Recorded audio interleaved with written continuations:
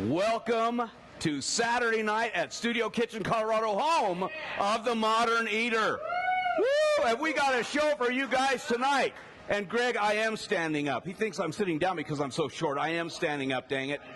Hey, we've got a great show for you. Now, I want to, probably you're asking yourselves, why am I going to watch this for 2 hours? Let me tell you why. You're going to feel better after the show is over. It's that simple. You're going to get smarter. You're going to be inspired. You're going to find out some fantastic new products.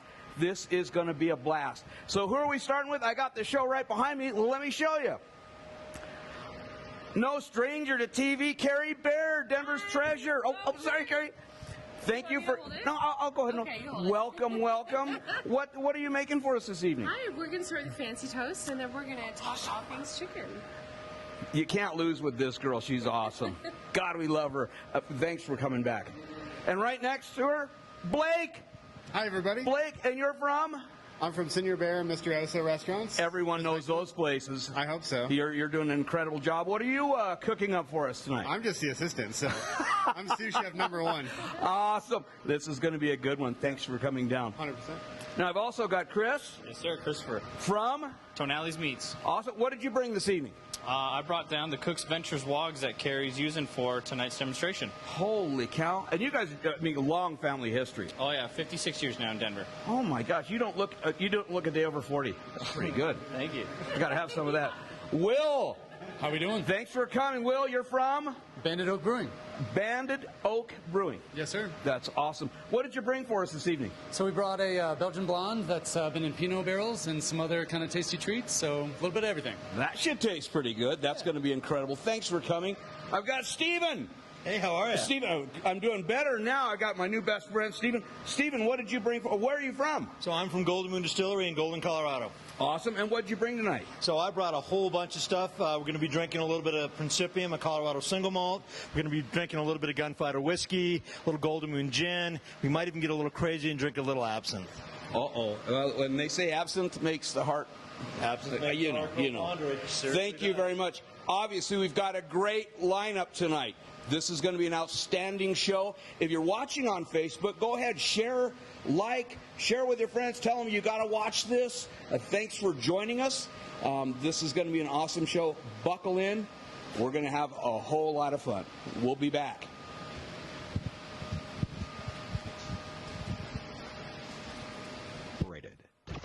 Bad, immoral, and wrong. This is the Modern Eater Show. Piping hot and delicious. The Modern Eater. Food, food, food, food, food. Come and get it! And now your hosts, Greg Hollenbeck, Jay Parker, and Brian Freeman. All right, yes, let's go. Here it is, the Modern Eater Show. Merry Christmas to everybody. Happy Hanukkah, happy holidays. Whew, right? I love it. Like, wind it up like that Christmas doll. You think you'd take a breath during this time of year, but just going strong. Yeah. The Culinary Church is in session. Yes, we can hear you. I'm sorry. Hi, guys. And we're glad to hear you. I love it. We're just saying happy holidays to you. Happy holidays to you. Chef Keri Baird back on TME. She has such a sweet voice. I love her being here. It's so great to hear you behind the mic. Well, thanks. I particularly love the show, and I actually really love radio, so... Do you really? I do. I'm an NPR level 5 addict for sure. Listening to talk radio. Yeah. Carrie Baird Bardo, top chef, chef extraordinaire. She hangs out with us. I don't know why, but we met you. I want to say 3 years ago. 3 years ago, Stanley so. Marketplace. Mm-hmm. First show. Yeah, we just shared that picture on Facebook. Remember? Yeah. What a great memory. We were just kids back then. Well, you were. I mean, I wasn't. Take the compliment. Take the compliment. We were like, we had so much more hair. We were so much skinnier, you know. I know.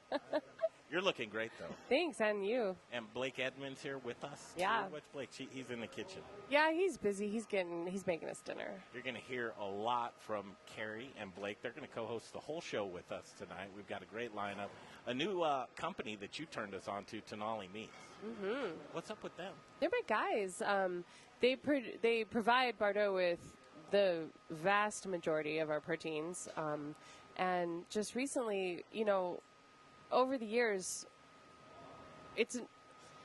how do I say this?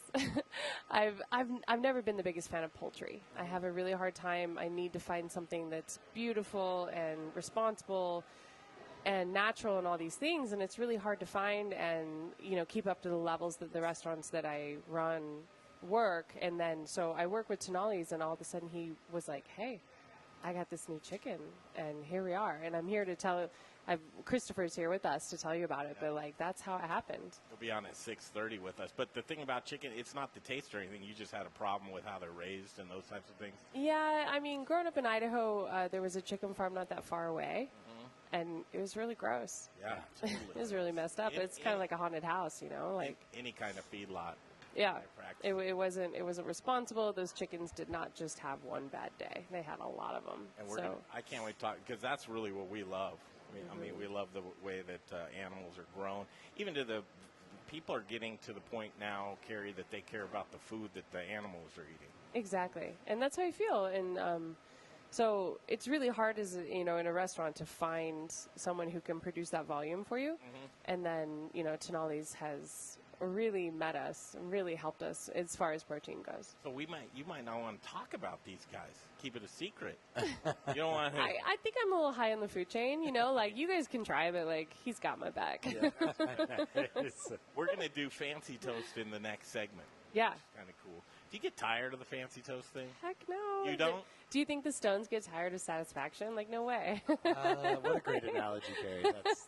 It's like, you know, Fonzie couldn't do much else besides Fonzie. And are you known for the fancy toast? I am, but, you know, believe it or not, people are still ordering things not fancy toast at Bardo. And, you know, I do dinners and, you know, educations, and it's not always bread forward. So and we're okay. We're okay. I'll tell you, my girlfriend to me today said, Brian, she is one of the 2 best female chefs in Denver. Oh, shoot. And Thank you I so thought much. that was, and she really, I think she was trying to be nice to me because the other one is the other female chef is a friend. But she said, truly, the night we had at Bardo was one of the best dinners she's ever had. Well, thank you.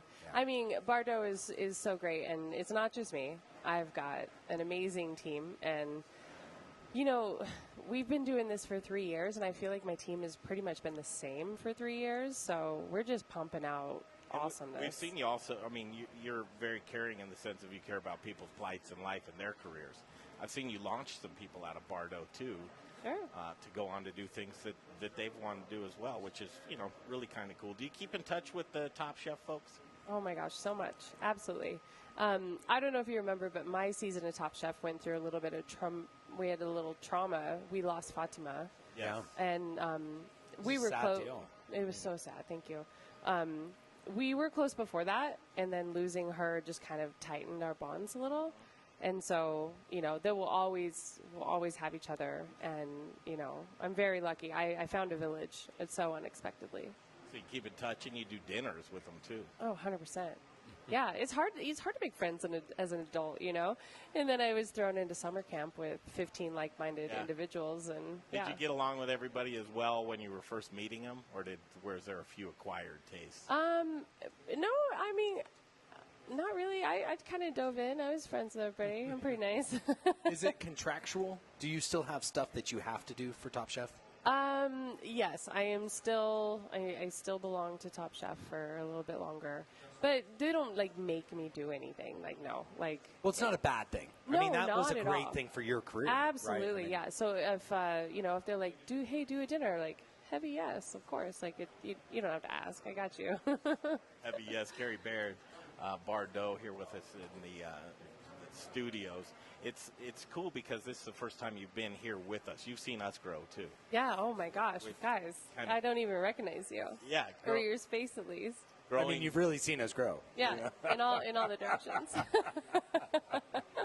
Top Chef is something that we saw you launch out. I don't even know what, but we love to tell the stories of people and kind of your story to this point now. Like, what do you do next? What do you aspire to do next chapter, Keri? Oh man! Well, did you guys see Beat Bobby Flay? I didn't see that. You didn't know I was on Beat Bobby Flay? I did. What? I mean, at least I'm being on. When was it? Gosh, yes. I was on Beat Bobby Flay this past May. Okay. And do you want a spoiler alert, or should I let you watch it? I'd like to watch it. Oh, no, don't spoil it. Jay Parker here. Don't Why, spoil Jay? it. No, Thanks I for didn't. coming. I don't know how I missed that either. I feel terrible. I wish I could have said, "Oh, I saw it." I know, but well, I because it's weird. During Top Chef, I recorded each episode. I'd made Jay sit Yeah. down and watch it with me. We partied, or Yeah. as much as Jay partied. Well, I was on the God. Food Network, guys, this past spring. Uh-huh. And, or Blake, when did it air? Was it October? When was Beat Bobby Flay? October? Yeah.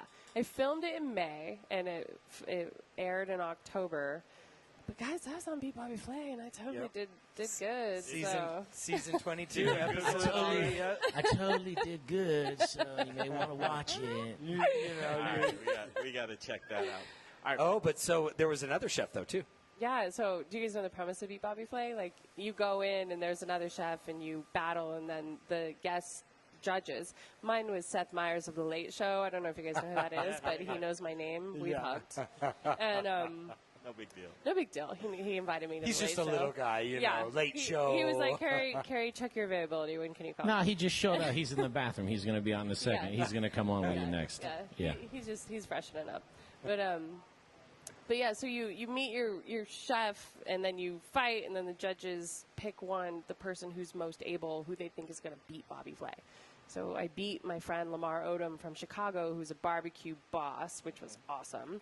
And I beat him with the fancy toast. I'm just going to spoil alert that. Beat him with the fancy. That's your go-to, right? Well, I mean, I think they knew it was coming, but Bobby challenged us to duck bacon. So I made him this really cool fancy toast. And but then I challenged Bobby Flay. I challenged him to huevos rancheros. Ooh, As a true I like Colorado that. girl, Yes, here we that's go. right.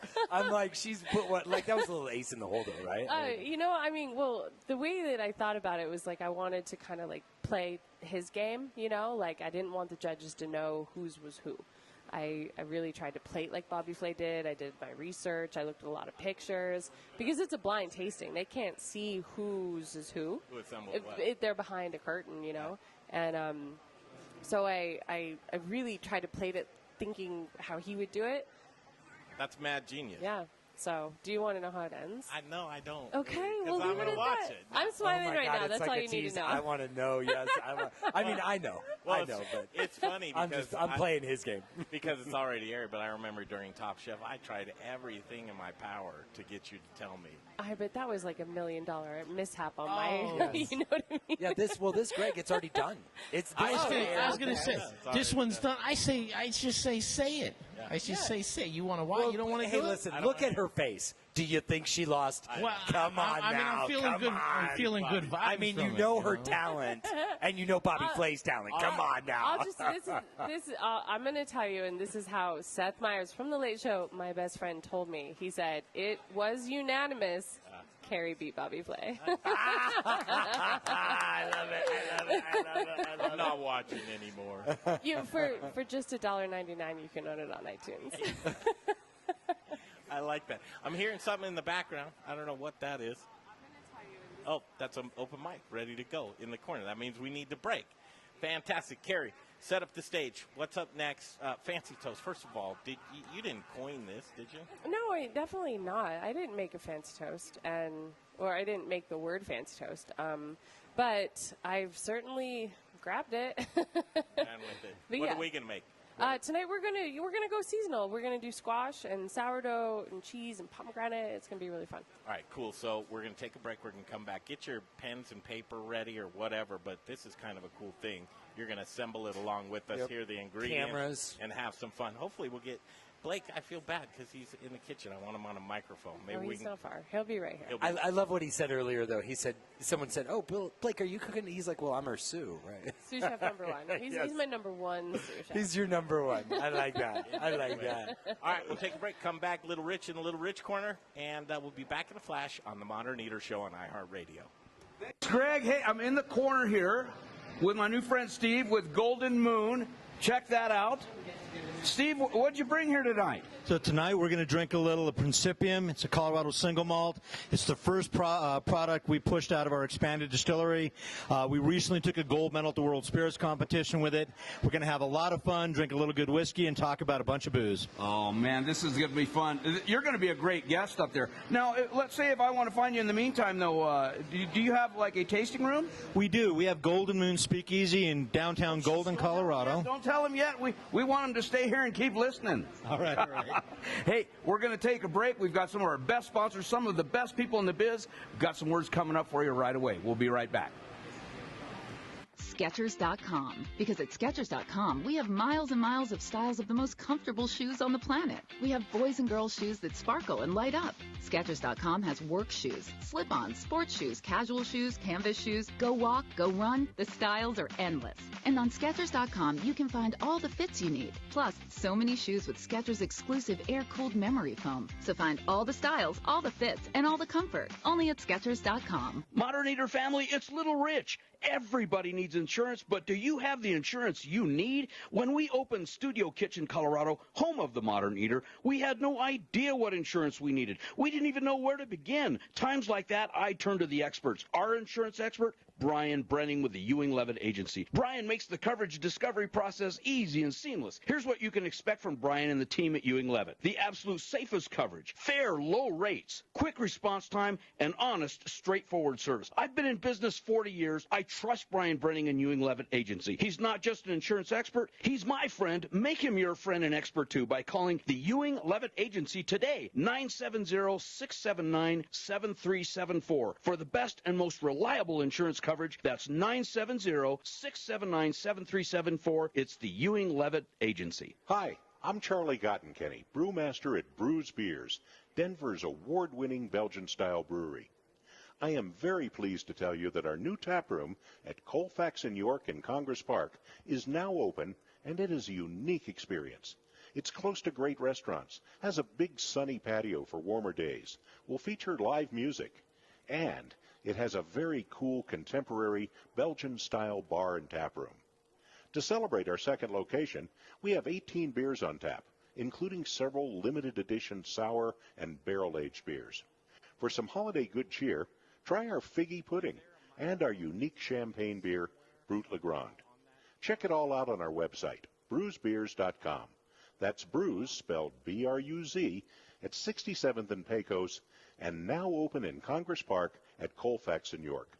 Join us this week at either location for some serious Belgian-style badassery. Hey, Colorado. This is Brian Freeman, owner of Growers Organic and a host on the Modern Eater Talk Show. Growers Organic is a Colorado sourcing company who provides Colorado's greatest chefs with the best organic produce. I've been partnering with local and regional farms for the last 20 years, and our returning customers know they can count on us over and over again. Chefs who receive the highest rating on Good Food 100 choose Growers Organic for their organic produce needs because we're experts at bridging the gap between the farm and the table. Join us in the organic revolution and go organic with Growers Organic. Look us up online at growersorganic.com. Wear black and eat spices. Hey, Modern Eater listeners, this is Zach from The Spice Guy, Colorado's favorite spice company. Spice is the variety of life. At The Spice Guy, we have a passion for sourcing the best ingredients from the best farmers all over the world. Choose from thousands of different GMO-free spices and ingredients, or let us create and blend custom flavor profiles for whatever style of food it is that you're working with. With over 1,000 restaurants, food brands, and chefs behind us, you can't go wrong when you choose The Spice Guy for all your spice needs. The Spice Guy. Spicy. Born in Breck, raised in Denver. TheSpiceGuyCo.com. Hey, this is Brother Luck from Colorado Springs. We're coming back. Owner of 4 by Brother Luck and Lucky Dumplings. I mean, he's a very, very impressive man. And you're rocking with the Modern Eater Show on iHeartRadio. Thanks up. Hey, welcome back to Studio Kitchen, Colorado. Thanks for tuning in to the Modern Eater Show. Tonight's a very special one. Myself, Greg Hollenbach, Brian Freeman, Jay Parker, Little Rich Schneider, Dave Avery, and Kenyon George all here tonight, and Chef Keri Baird hanging out in the kitchen with us. Hi. Hi. I know we keep hearing the background noise of the stations flashing back to me. It's kind of in my ears, but we move on with that. So we're going to make fancy toast okay. right now. Cool? Yes. All right. The ingredients are all laid out. Can you just go over the ingredients first yes. of all? So, I mean, fancy toast is such a general term. We're going to make I mean, we changed at Bardot. We changed the menu or the fancy toast a lot. So the first thing you need to start with is a delicious piece of bread. Bardot, I have just the world's greatest baker. Her name's Natalia Spampanito. She's got the funniest last name, Spam Benito. But she is such a bread nerd, and she makes the world's greatest sourdough, and that's what we use. So we have this beautiful sourdough, and the fancy toast is everything about building blocks. You get your bread, you put something on it to prevent anything soggy from happening, and then you top it with delicious, well-seasoned, ready-to-go stuff. So what we have here is some delicious sourdough from the Aspen Baking Company. And thank you, Aspen Baking. What did you do to the bread first? Well, so I griddled it, and you know, fat tastes good, so don't shy away from the butter. A good amount of butter. Blake, griddle it. what's up, man? Oh, look who's here. There he is. Finally, thank you. Hey, who's this guy? Hi. Guest appearance. Here we go. All right. Yes. So next we took so this is a squash forward fancy toast. My sous chef number 1 here, Blake. Number 1. He made butternut squash, and he simmered it in vegetable stock. And what else do you got in here? Cherry vinegar, a little brown sugar, a little salt. That's it. Super simple. I love it when it's that easy. It's almost like a jam. We could jam almost anything. Yeah. Yeah. I peeled that squash. I wasn't second, Greg Hollenbeck himself peeled this squash. I peeled that squash. I feel a little vested. Well, do you want to? You I can do make the definitely same wanna fancy do that. toast, but you're gonna have to skip the delicious sharp cheddar. Start. But so then the next step is this is delicata squash, which is one of my favorite squashes. It's a total winter squash. You can tell us. You say you were making chips. Yes, I just made some chips with those. Sliced it really thin. You can use the skin. Yeah. Didn't have to do anything. I roasted it in the oven for love it. like 30 minutes and just sprinkled it with salt. It was so tasty. Now, Brian, how thin did you cut it? I truly went almost potato chip thin. Like paper thin. Paper thin. I love And it was so nice. It's so fun. Yeah. So just a good amount of this squash. Exactly. express yourself, but Express yourself. I did express that. Express but yourself. I don't want soggy toast. Am I going to have soggy toast? You don't want soggy toast unless you want soggy toast. Okay. So that's where your nice layer of cheese comes in. Okay. And then As so a barrier. it's Exactly. a barrier. It's your fat barrier. I like it. It's important. That's why you put down a heavy layer of mayonnaise. And so next, we have the delicata squash. So what we like to do is we peel, but because delicata is kind of rigid, you peel back, but you're still going to have a little bit of skin. Roast these, nice salt, nice olive oil, oven until they're nice and soft. And then next, we're going to make our toppings because fancy toast is this simple. We have this wonderful organic arugula from Growers Organic. Thank you, Carrie. A wonderful, nice olive oil, nice heady olive oil. Well, and Blake, you've got a connection on some killer olive oil, I hear. Yeah, next door to us at Mr. Oso, Giuliani, I'm butchering the name. It's a Spanish olive oil company that we get a ton of, well, we don't get a ton. We don't go through a ton at a Latin joint, but Bardot goes through a ton. they go through a ton. So through the partnership, we go through a lot. So, but yeah, it's really wonderul stuff. Now, with fancy, so it's whatever ingredients you're feeling, right? I mean, that's what I'm seeing here. That's what I'm feeling. So this one, I'm just going because height is pretty, right? So I'm gonna go squash down a little bit of arugula, squash down again a little bit of arugula, and what I have in there is a little bit of blue cheese. The blue cheese is, just like a really nice. You could go even gorgonzola. Pomegranates are in season, so I'm going to finish mine with some really bright pomegranates. Brian made these for us. Yep, California Do you have pomegranates any right tips there. for our wonderful listeners about how to clean a pomegranate? Try to keep it simple. People complicate, I think, cutting down a pomegranate, and so it's right at the top where the flower comes out of. If Yeah. you trim the top and pop that off like a cap, Yeah. and then sort of score the sides and open it up, that's the easiest way. I'd like to bang it with a spoon. Yeah, I've done I actually have a video of me showing people how to do it with the spoon. I just find it, because you can just bang it right off of the. It's super easy. Yeah, and you can find that YouTube video out there. Gross. I'm going to express myself with a little more blue cheese. Yes, of course. Since I didn't get the check. You know, I mean, fancy toast is just a term for whatever you want it to be. I love the fact that he feels comfortable enough to express himself. We're in a safe. We're in the safe zone. You're in a safe zone. What's your favorite? I mean, if I'm wearing the same shirt as you tonight, pretty much. Oh, you guys, this is 2 weeks in a row, non-conversation. And I'm like, hey, listen, I'm in downtown Denver, and you do not have a blue plaid shirt on tonight, do you? And all of a sudden, he hits FaceTime, and I'm like looking at him in his blue shirt. Yep. Double date, but yeah. Look at how nice they look. I mean, Hey, I have an idea for you. Yes, Jay. And we can call it the fancy Sandy or something, but you put another, you just fold that one on top of the other one. what if we You got put a some big like sandwich. prosciutto cota or some prosciutto or something, and we Ooh, just yes, add, maybe that one would of those chickens over there that Blake just cooked up. What, Could be like a club sandwich. I know. Blake, what's your favorite form of fancy toast? I'm all about texture. So, well, it's a balance of salt, acid, texture. You know, it's a vehicle to get crunchy, acidic, chewy, sour things in your face. Yeah. Can you do a dessert version of this? It's called French toast.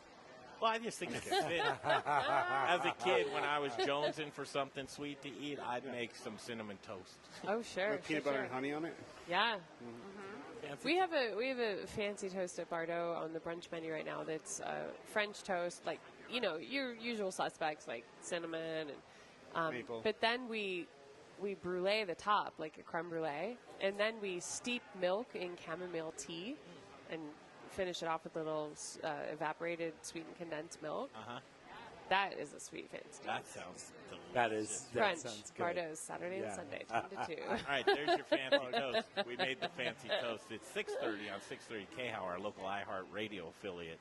And I want to, sometime when we go on vacation, Blake and Keri fill in on the show. Keri loves radio, right? I love radio. And podcasting. What's some, before we break, what are some interesting things that you've appeared on? Appeared on? Yeah, other people's podcasts. I did Big Girl Money, a local all ladies, not all ladies, but just Big Girl Money. You know, ladies talking about being the boss, which was awesome. That one was super fun. Did Chef for Death? Chef for Death. God, that was great. Sean's great. Yeah. He has some great ones. You should go on that one, Blake. That's a good one. Yeah, that's all I got right now. I've been on like. I thought you were going to make one. You know, they reached out and it just kind of fizzled. And my follow through is not the greatest if I'm not if somebody doesn't make me do it. Well, if you guys aren't because you work hard, but you play hard too, right? Yeah. Like with some things that you guys are heading up to the mountains constantly. Yeah. I would imagine. If somebody wanted us to do a podcast while we were skiing or something, we would nail that. Yeah. If you want to follow me around and record it, have at it. Didn't you want to do a whiskey podcast not talking about whiskey, but drink a bottle of whiskey and then do a podcast? You know, that was one of my ideas. I wanted to get a line cook drunk and then ask him really funny questions. It maybe servers or just bartenders. give me a bottle of Eagle Rare and put me next to a campfire, and I'll say some wild stuff.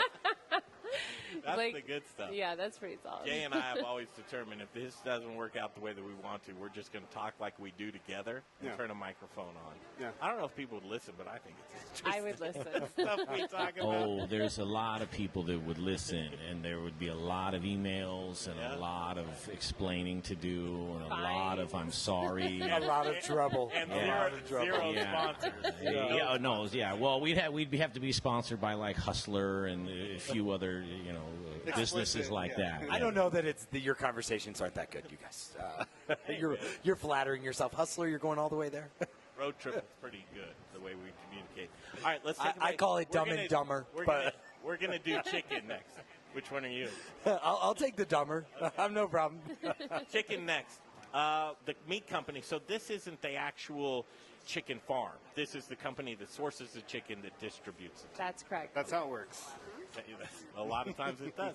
But this is the chicken that changed the world, right? This is the chicken that it made me happy, very happy for the first time in a long time. Wait, that's a good. And we got a good brewing company, and we have a great distillery. Both of them are going to come up next in the second hour. They're with us the whole show. Carrie Baird, Blake Edmunds. All's well in the world. Merry Christmas to everybody. Off to Little Rich in the Little Rich Corner on the Modern Eater Show on iHeartRadio. Thanks, Greg. Awesome segment. And speaking of chickens, I love the chicken. Keri, that was an awesome segment. So I'm next to my new friend, Will, who's really tall. You make me look even shorter, Will. Sorry about that. Man. And you're coming to us from Bandit Oak Brewing. Bandit Oak Brewing, and you brought something for us. This is going to be incredible. Take a look. Absolutely. We brought a Belgian blonde that we put in California Pinot Noir. You're mixing a whole bunch of different stuff there. A little bit, yeah. So it's kind of a mixed match. Oh, my gosh. It's delicious. That's going to be incredible. That segment's going to be coming up towards the end of the show. Thank you so much for coming. You've got a whole bunch of stuff. You've got a heck of a crowd over by his table. You should see all the people over there. Absolutely. We brought a little bit of everything, so it'll be nice to kind of taste through it and see what we got. You're a popular guy, way more popular than I am, that's for sure. That's for dang sure. Well, hey, we've got some words from our sponsors. You're going to be hearing some words from Ardent Mills. They just came up with this transitional wheat, an incredible product. I already got John Hinman from Hinman Pies going to start using it. Take a listen. We will make you better. We'll be back in just a few. Your boss tomorrow. GoHereNext.com. Hey, it's Greg Hollenbach. Anymore these days, when I go out to eat, I not only want to eat delicious food and drinks, but I also want to eat where I know my money is going to a local restaurant that I believe in. I believe in the Goods restaurant on Colfax and Mark Whistler. The Goods is a community restaurant and bar with focusing on vegan, vegetarian, gluten-free, and keto options. Comfort food lovers, try the best burger on planet Earth. I love it. 8 ounces of grass-fed beef and never, ever any hormones, antibiotics, or steroids. The Goods is truly a cold. I hear you. A family restaurant. Weird. All right, I'll try to do stuff. Long, luxurious bar. Have a nice craft beer. Like their. Yeah, I saw Shannon walking around. Events and specials going on. Let me go. All right. Well, we got a live read here in 45 seconds, 50 seconds. School with. But I will do that during the next segment. Look them up online, thegoodsrestaurant.com. I'll see you at the Goods. Want to bake the best? Bake with the best. Little Rich here from Rockalitas Tortillas and the Modern Eater. Our wraps fold cold and don't break open, yet they're soft and delicious. What's my secret? Ardent Mills. Organic, ancient, and heirloom grains like quinoa, spelt, and more. Locally headquartered in Denver, Colorado, Ardent Mills provides the industry's broadest range of traditional and organic flours, whole grains. Yeah, we got one. It's after this. There's a Modern Eater Encore and then a pause. Ardent Mills, and I know you will too. To bake the best, you must use the best. Learn more at ardentmills.com. Hey, brewery and restaurant. 15 seconds till the live read. Save 10 to 20% on your natural gas bill? Of course you do. Saving money is making money. Your savings is just a phone call away. Call Brian Rizzuto now, 720-245-5771. 720-245-5771. It's Encore Energy. All right, you guys, back to the show in just a second. But before we do that, it's bread time, and it's bread talk for the holidays. Greg, I know you love bread. I love bread. Brian Freeman loves bread. We love Aspen Baking Company at aspenbaking.com. No preservatives, no artificial coloring, no chemicals of any kind in their bread. Just fresh hoagie, focaccia, ciabatta, baguette, croissants, bear claws, lobster rolls, pound cakes, coffee cakes, and more. Boxed lunches if you want to get your employees catered, or you just want to have a party and cater it. They're doing boxed lunches now, too. So that's aspenbaking.com, hashtag how's your Aspen. I'll say the website one more time, and then we're back to the show. Keri, I'm going to need you, and Chef Blake, I'm going to need you, and we'll be back. It's aspenbaking.com. Hi, Michael Myers from Distillery 291. I'll say whatever you want me to say. That'll get me in trouble. Ride it like you stole it, drink it like you own it. You're listening to The Modern Eater on iHeartRadio. Oh, yeah, back at it. Studio Kitchen, Colorado, The Modern Eater Show continues with Chef Keri Baird, and we're going to do some chicken demo, how to break down a chicken. And Tonali's. Yeah. Christopher Sanchez is here with us as well with Keri Baird. Good to see you. Evening. Thanks for having me. I love hearing that. First of all, this chicken, I'm reading about it. This is everything I like in a chicken. I call those places, those mass manufacturing chicken kicking plants, because that's truly how they treat their chickens. They're kicking them around, and it's terrible. Breaks your heart, Keri. It's terrible. Doesn't I know? Yeah. Factory farming. Yeah. Well, can you keep a chicken like this economical for a chef like Keri who needs As far as supply or as far as just the quality of the product? I would say both ways. So, yeah. Because I think it's a dual. I mean, I think being able to source for a big chef like this, you've got to be able to keep up with their demand, but Right. also keep it at a price point that works for her guests. So let me give you some numbers. So do you know on the daily average how many chickens are killed in the United States? I want to Just know throughout that. all of them. Hold that one. How many are killed a day in the United States? Can you hang on to that one? Yeah. I want people to think about that one because I was trying to add up. Well, think about it. Think about this. Hang on a second, Christopher. I was trying to add that up of like what we're doing, consuming chicken-wise worldwide. It's got to be enormous numbers, and Christopher's going to tell us that. But I don't want to do the horse before or the buggy before the horse. First of all, tell us what you do, Christopher, and who you're with. All right, thank you. Well, I'm with Tonali's Meats. Thank you. We are a family-owned and operated wholesale meat distribution facility in Denver, Colorado. Company's been around for 56 years. I'm the only part of the company that's really not directly related to family, even though they treat me like family, which is great. Company's been around, like I said, for 56 years, started by their grandfather. Grandfather passed away, father took over, and then daughter's still in the company and the son, so it's been kind of going down the family line. So with that, we try to do our best on providing really good quality proteins and products like that for the chefs of Denver and trying to just work with a lot of really, really good companies that we can stand behind as well. So Sourcing is a big thing for your company. it's a very big thing, but then also, like, people got to remember, too, that not every single farm is like what these people do. There's still farms out there that have to feed the masses of the world. Otherwise, we're all going to go hungry. So, but we do our best. But is that true? Boy, I could do an hour on that. Yeah, is that for true? real. I mean, because community-wise, we can hunker down. But I know that mass distribution model that's there. So now we will go to where Brian wanted to go immediately to the good stuff. How many chickens? I'm like, let's dive into the meat. Yeah. How many chickens are killed in a year in the or in a day? A day. in the US? Well, wait, though. First, we Wait, should let's tell guess. people Everybody how should many. guess. Well, let's give them tidbits here. How many average chicken do people eat every day? Or in a year? Do you know that figure? I know how many in the world are slaughtered in a year throughout the entire world, but how many are consumed in a day? I can't. I mean, everyone eats something different every day. Well, gentlemen, how many chickens do you eat a day? Well, no, I go. I'm on a chicken diet, so I'm almost eating everyday chicken. You eat, a half a chicken, a quarter chicken, a leg? I would say a quarter to a half every day. As Okay. crazy I as think it is. most Yeah. Americans eat one chicken a week. One whole Total. chicken. Yeah. Like, No, how probably- many chickens do you eat a day? A day? Nobody eats one chicken a day. This guy Oh. could. You Give eat a me some whole chicken a barbecue day? sauce? Well, But that's not a daily day. but I taste. I mean, we cook them all night long, so I have to taste them. So But doesn't add up to a whole chicken. no, maybe like an eighth. And you're an exception, probably, because you're in the Probably. kitchen all And day I- long. and I like 'em. But I think most Americans probably eat one chicken a week, cumulative. Okay, I think that's a good guess. Good guess. One chicken would last. So me how many 7 Americans are there? Oh God! Well, how many people are in the world, right? No, we're doing so America. 7.65 billion We're just people. we're just right? sticking to the good old Right, USA. yeah. What do we got? I think it's 500 million.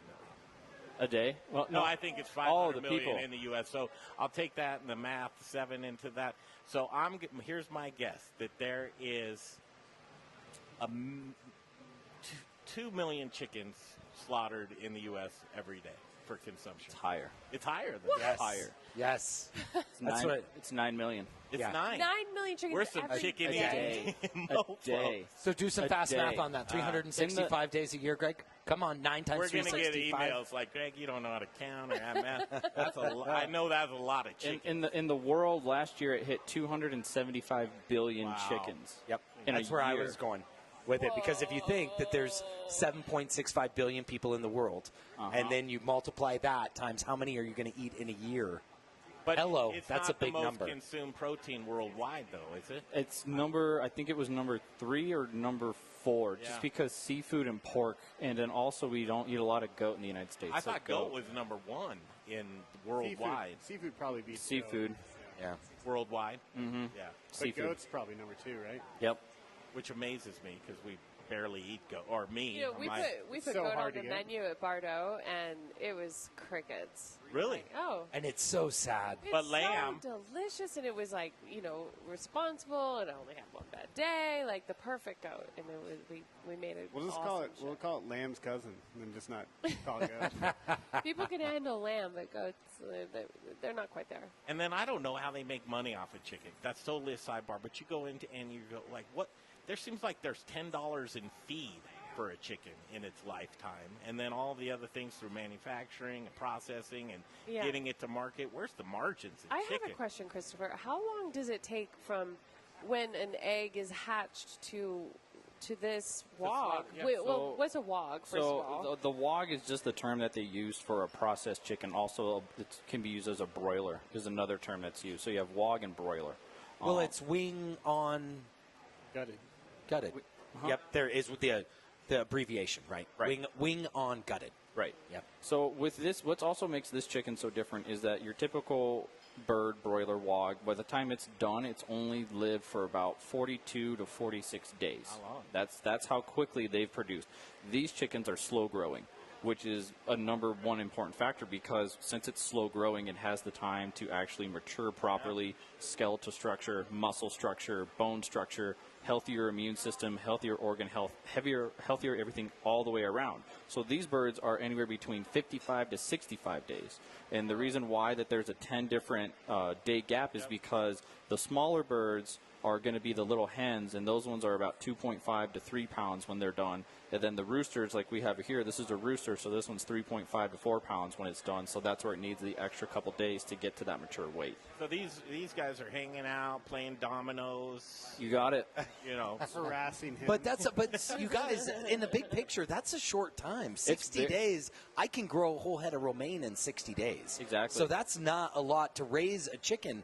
No. I mean, I would have thought you would have said 6 months. So think about it from this perspective, too. For the amount it takes you to grow that head of lettuce, companies are able to mass produce and pump feed into a commodity chicken that you're consuming in under 42 to 46 days.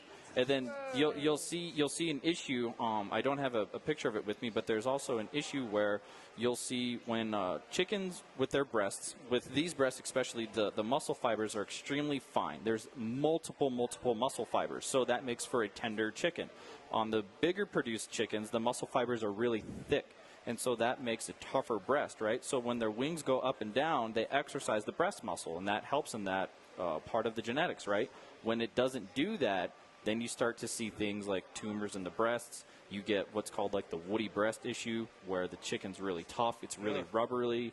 Like when you go to the store and you see that stuffed chicken breast and it weighs 6 pounds, it shouldn't weigh 6 pounds. So it's just it's terrible. It's been fed so quickly, and then makes you not want to eat it. But then you seek these things out, and you feel better about it, and the quality, it tastes better. Right. But these responsibly grown chickens and brought to harvest, you can't help but think a happy chicken's going to yield a better meat because of the hormones and going to harvest. It's just terrible, right? I mean, the trauma that a chicken goes through in one of those mass production plants can't taste good in the meat. No. And one of the things that you notice right away with these is there's a nice yellow hue on all of these chickens, on all the skin. And that is just a extremely healthy bird. When you go and you buy a bird at the store normally, they've been water cooled, they've been waterlogged, so there's a percentage of water in the chicken, and then the skin is almost like a really opaque white. Can you do 30 seconds on that, air chilled versus that? So air chilled is when the bird is just being chilled naturally through really cold circulated air through the whole carcass. And then when you do water chilling, you're speeding up the process because there's so much volume that they're taking the chicken once it's being cleaned and they're dipping it in water to cool it down. And then they're doing that multiple times. So then what happens is over a period of time, even though they're still hung and they're dried, it's not for the entirety of the chicken's cycle before it's packaged. So then that's why sometimes you'll see on a package may contain up to like 3.5 or 6% water. That's wise because you see the chicken going through water chilling tanks. Christopher Sanchez dropping knowledge bombs. I know, and I got a question behind that, but we got to go to break, man. But when we come back, got a question up. We'll come back. We are going to butcher these chickens down. Keri, take it away. What we're going to see in this next segment, though. Well, we are going to. Christopher doesn't know the cut we're going to spring on him here in a minute. So Blake and I are going to walk him through it, And then we're going to cook and eat one of these delicious little birds. I love that. What, chef charcuterie with Keri Baird, or, well, I guess cutting? It I mean, it cutting might be lessons. the hardest Cutlery. thing ever. Like, Blake, describe how to break a chicken over the radio. Do it really fast and get a lot of them done. You've got That's 20 right. to do today. Now, I'm a guy who does a full chicken a week. I actually buy the full chicken. Do you utilize buy a the raw whole thing. chicken or a rotisserie? I buy a raw chicken. Good for you. Yeah, How do you got my own. season it? You want to hear this? Okay. So I lift up the skin, right? Make sure I get under the breast, lift up the skin. I get some paprika in there. I get the minced garlic already done.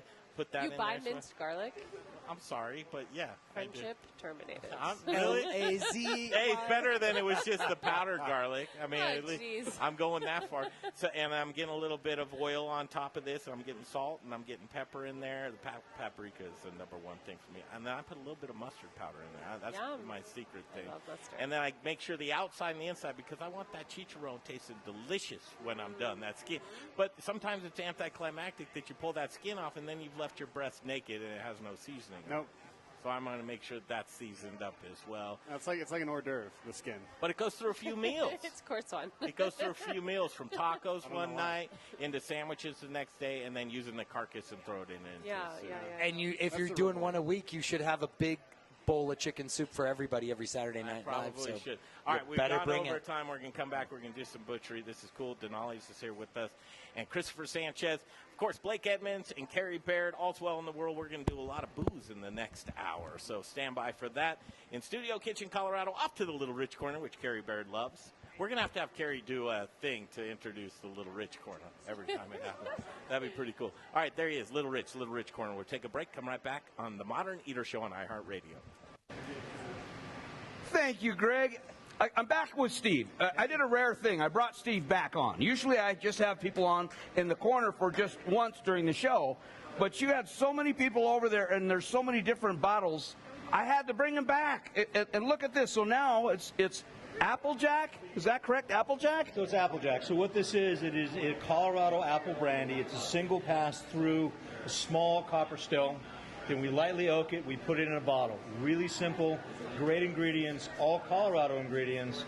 And what I like doing with this is I like taking 2 ounces of this, an ounce of Torino-style vermouth, a few dashes of bitters, stirred, served up with a proper cherry. Colorado Applejack Manhattan, simply wonderful. Oh, my gosh. Well, I'm afraid if I start drinking this, I'm going to start talking into this like it's the microphone. This is 40 proof? That's 40 proof. Holy cow. That's lightning in a bottle right there, baby. Well, he'll be on the table to talk more about it. We'll be back in just a few. Congratulations. These are some great products. Thank you very much. We've got some words from our sponsors coming up. Gluten-free things at Colorado Mills. We'll be back. Good. DIC. Hey, it's Greg Holland back for Gluten-Free Things. Are you intolerant or sensitive to gluten? Or maybe you're a gluten-free lifestyler? Is your menu limited because you've eliminated gluten from your diet? Are you missing the taste of foods that traditionally contain gluten? What if I told you that you can add breads, pizzas, muffins, cakes, cookies, waffles, croissants, English muffins, the list goes on, right back to your menu? Gluten-Free Things is a local gluten-free and vegan bakery that reintroduces you to the foods you love. Owner John Irvin believes gluten-free shouldn't taste like the box that it's packaged in. Trust me when I tell you, the products from his bakery in Arvada are fresh, flavorful, and masterly crafted, leaving you with a product that tastes like the real thing. Simply delicious. The bakery is located in Arvada on 64th and Sims across the street from Arvada West High School. Check out their website at glutenfreethings.com. You'll be amazed with the variety of gluten-free products they make. And chefs, don't leave your gluten-free restaurant guests without options. Contact John at info@glutenfreethings.com. That's info@glutenfreethings.com to see what he can do for you. Give him a shot. 11651 West 64th Avenue in Arvada. It's Gluten-Free Things.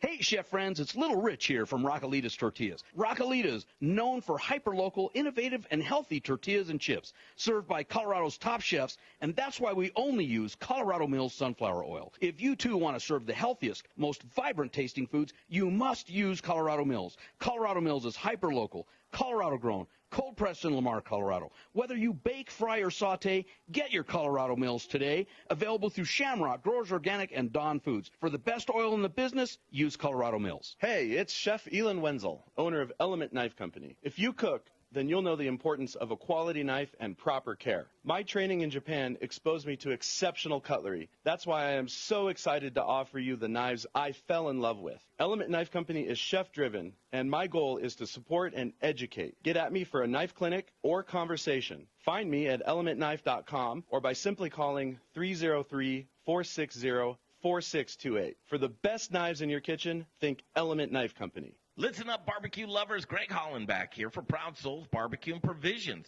Proud Souls is Denver's authority of all things barbecue. Do you rule your neighborhood with the best backyard barbecue? From beginners to pit masters, Proud Souls has all the equipment you could possibly want. A variety of wood, pellet, and charcoal grills and smokers. Award-winning pit masters and owners of Proud Souls, Dan and Tony, have a passion for barbecue, and it shows. Located on 25th and Federal, Proud Souls retail store is bursting at the seams with your barbecuing essentials, the Spice Guy spices, and superior flavored fuels for your pit like hickory, mesquite, oak, pecan, cherry, apple, peach, maple, grape, and a variety of blends. Hit their website, ProudSoulsBBQ.com, for delicious hands-on barbecue classes and get information on current promotions and deals. For the best in barbecue, locally owned and operated on 25th and Federal, there are guys. Proud Souls Barbecue. Coming back. That's ProudSoulsBBQ.com. Feed me now! This is the Modern Eater Show. That's right, boy! I'm starving! And now it's time for In the Kitchen. How am I supposed to keep on feeding you? Kill people? Brought to you by Proud Souls Barbecue and Provisions. Award-winning competition cooks and purveyors of specialty barbecue supplies right here in Denver, Colorado. ProudSoulsBBQ.com. Feed me all night long. Welcome back to Kicking It with Keri. Your NPR show. Kicking it in Kerry's corner. Welcome, everyone. This is where we talk about food, love, life, culture, and most of all, advice. If you have... Anything you need, I'm here. Can we open the lines? Yeah. Well, here's a couple comments. Erica Hartman, we love you, Keri and Blake. Oh, Erica. You guys and your food are amazing. Denver and Colorado is lucky to have your talent. Oh, that's our girl. That's my sister-in-law. Yeah. Does it Right. count? I have my mom, yeah. 100% it counts. Anne Marin McKessick. And Mama Hi. Ann's in. Hey, Ann. Check out what she says. Hi, Keri and Blake. Wish we could hear you instead of the commercials. Oh, come on, Ann. That's what pays for the programming, Ann. And keep the sass down. Come on, Ann. Get it together. You know what's funny is I like that comment, and then I'm like, oh, dang. I'm like, that's, I can't take it back now. They pay the bills. They keep the lights on. Christopher Sanchez, Tonali Meats here with us. We're going to break down some chicken. So it's 6:54. We have until 6:58. We're going to do a couple of things here. First of all, Keri, I'm just going to throw it to you. Okay. Well, let's break down a chicken. It'll glove up, everybody. These are larges. I'm a medium. So. Blake's ready, man. Yeah, Blake's ready. So I'm going to let Blake drive the bus on this one. Why? Well, I mean, first of all, this is what I think we should do. There's three of us, but there's a fourth chicken. I think number 4 should be we time Blake. All right, we got the timer right here. Okay, great. I think so. We're going to walk Christopher through how we break down the chicken we're about to eat. But then when we're done, let's see how fast Blake can do it, because I think it's going to be like Superman. You got the camera right on you. Yeah. So, Blakers, talk us through this. I personally, there's so many ways to do it. I like to start with the wings. We take it off. So the wings Flip are it around closest towards to us. yourself. The feet are far away. And the feet are away from you. Now always at the knuckle. Right at the knuckle.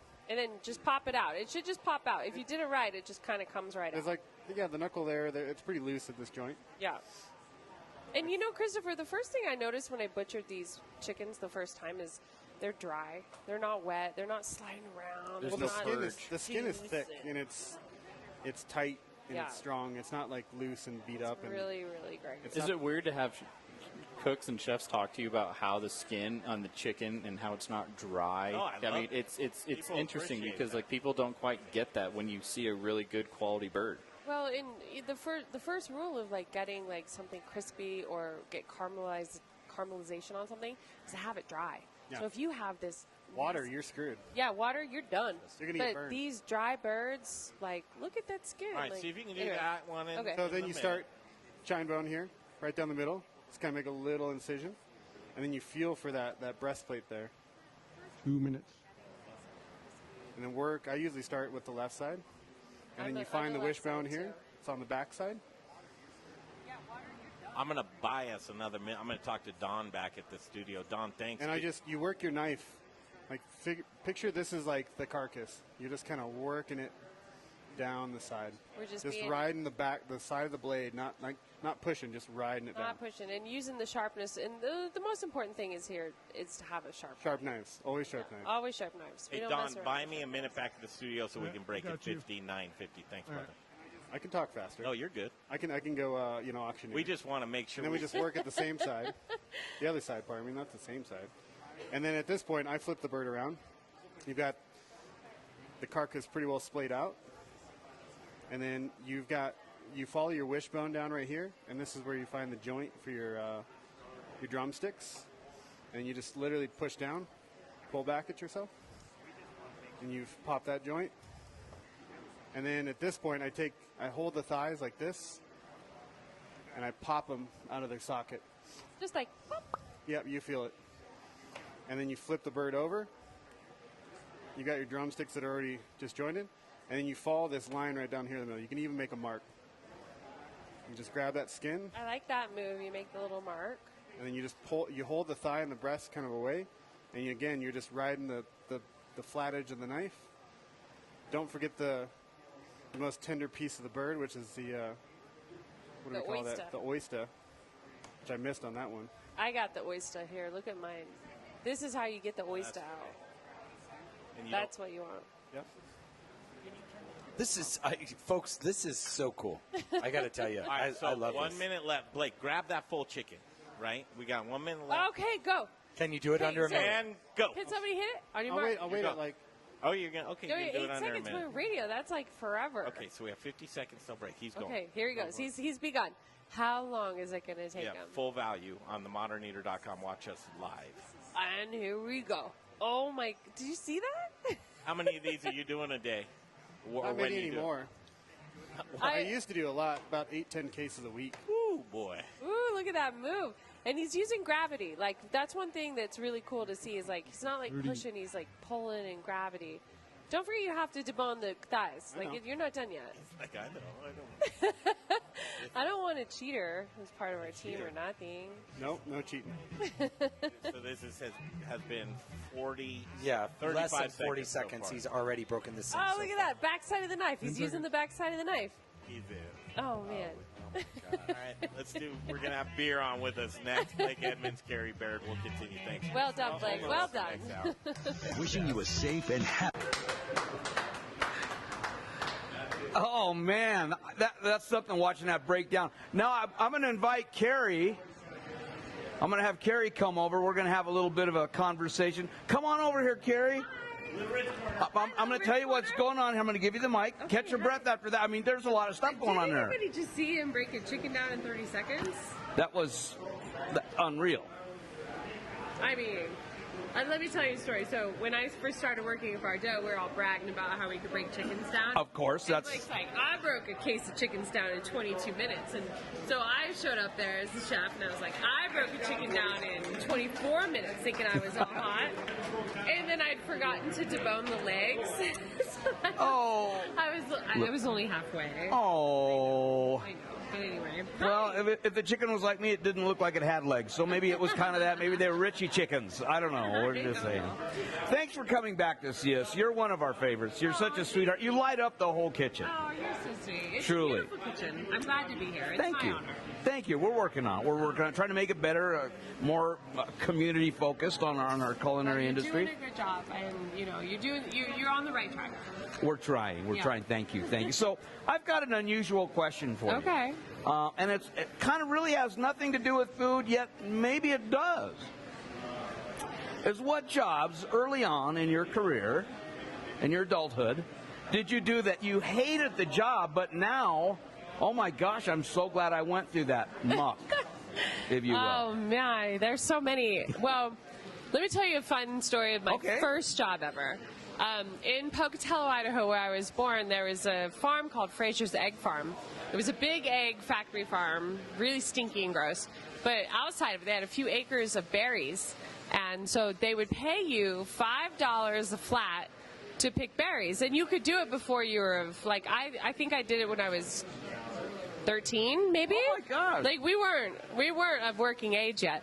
But so you'd go there and you could pick a flat of berries and they pay you $5 flat. So me and my girlfriend went, and my mom dropped us off, and we were to, you know, make $20 or something. Yeah, like, oh, man. And so 8 hours later, we were so sick and full of raspberries. We'd eaten so many. And I have this very vivid memory of laying in the rows and looking through the bushes at her.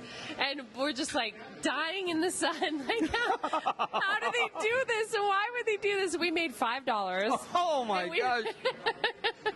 Oh, that's too funny. And we were there for hours. And it was so hard. It was the hardest job. But it made me appreciate, like, especially raspberries. Like, yeah, I was going to ask you, do you have emotional baggage against raspberries? If someone says, look at this raspberry, no.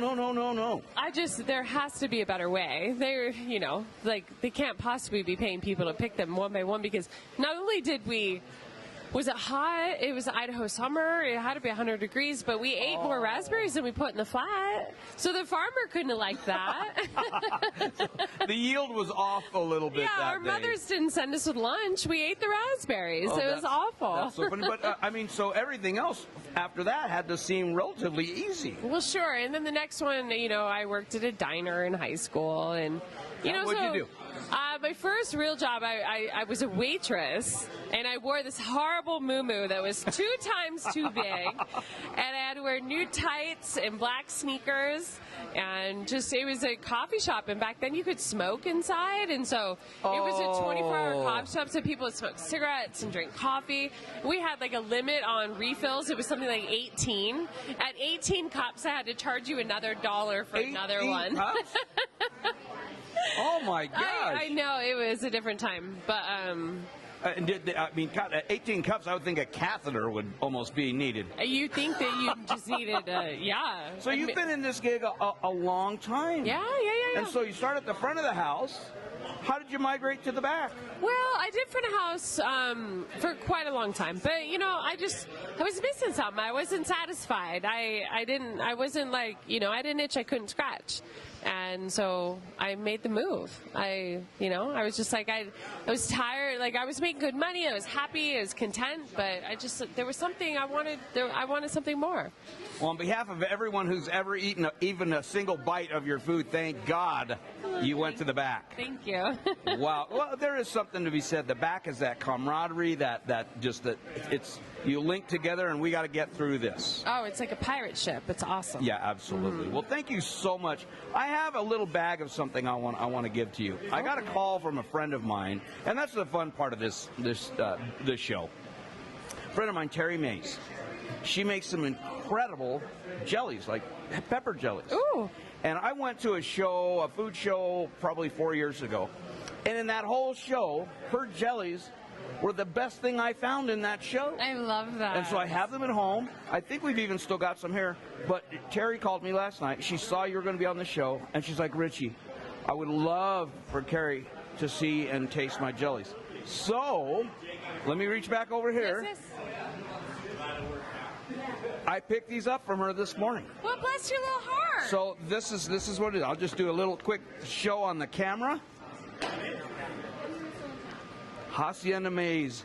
This is awesome. How did she know that I absolutely adore savory jellies and jams? She pays attention. She's a smart one. Thank you. Merry Christmas. Enjoy. I love it. Enjoy.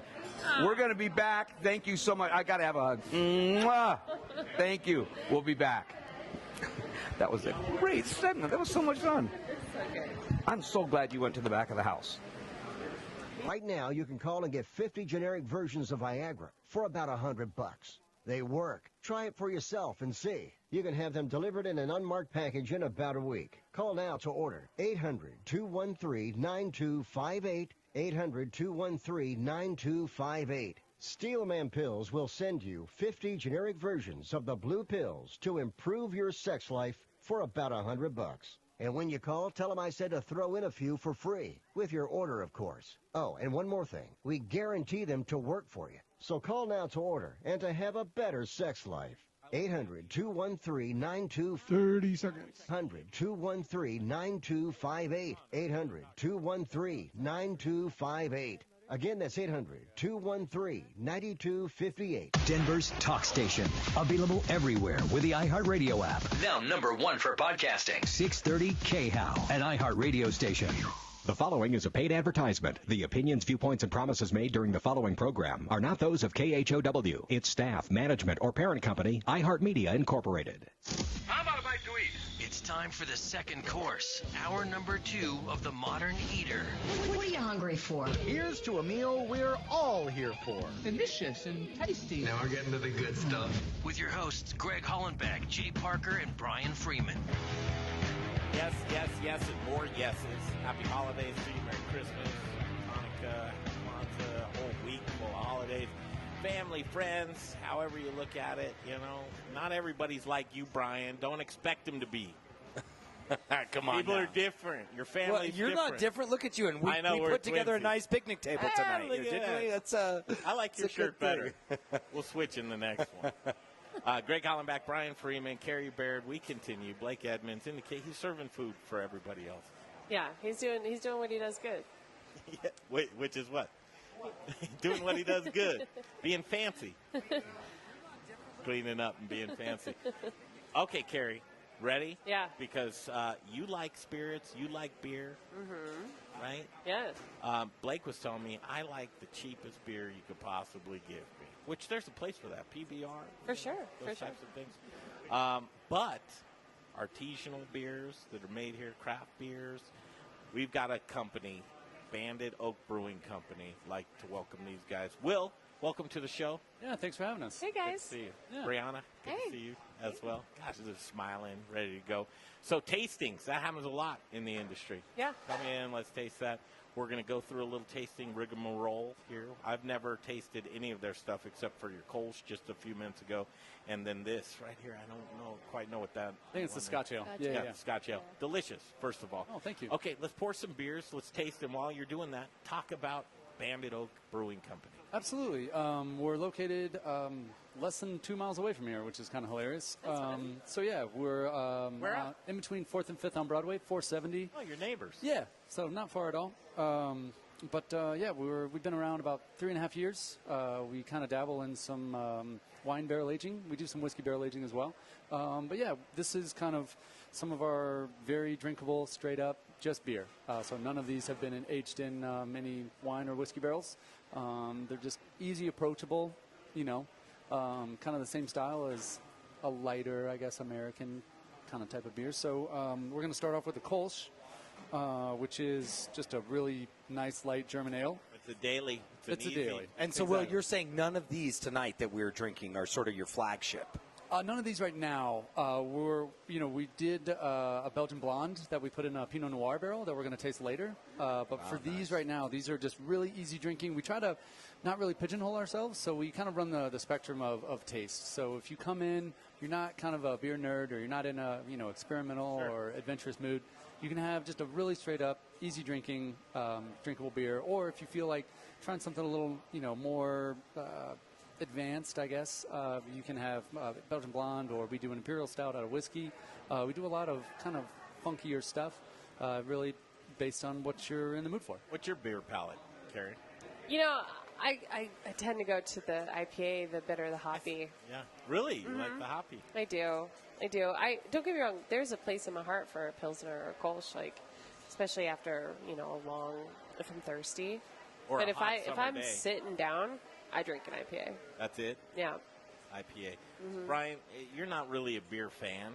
No, that's totally wrong. I am. I've just, as I'm getting older, I just love saying that. Yeah, I know. He loves busting my chops about that.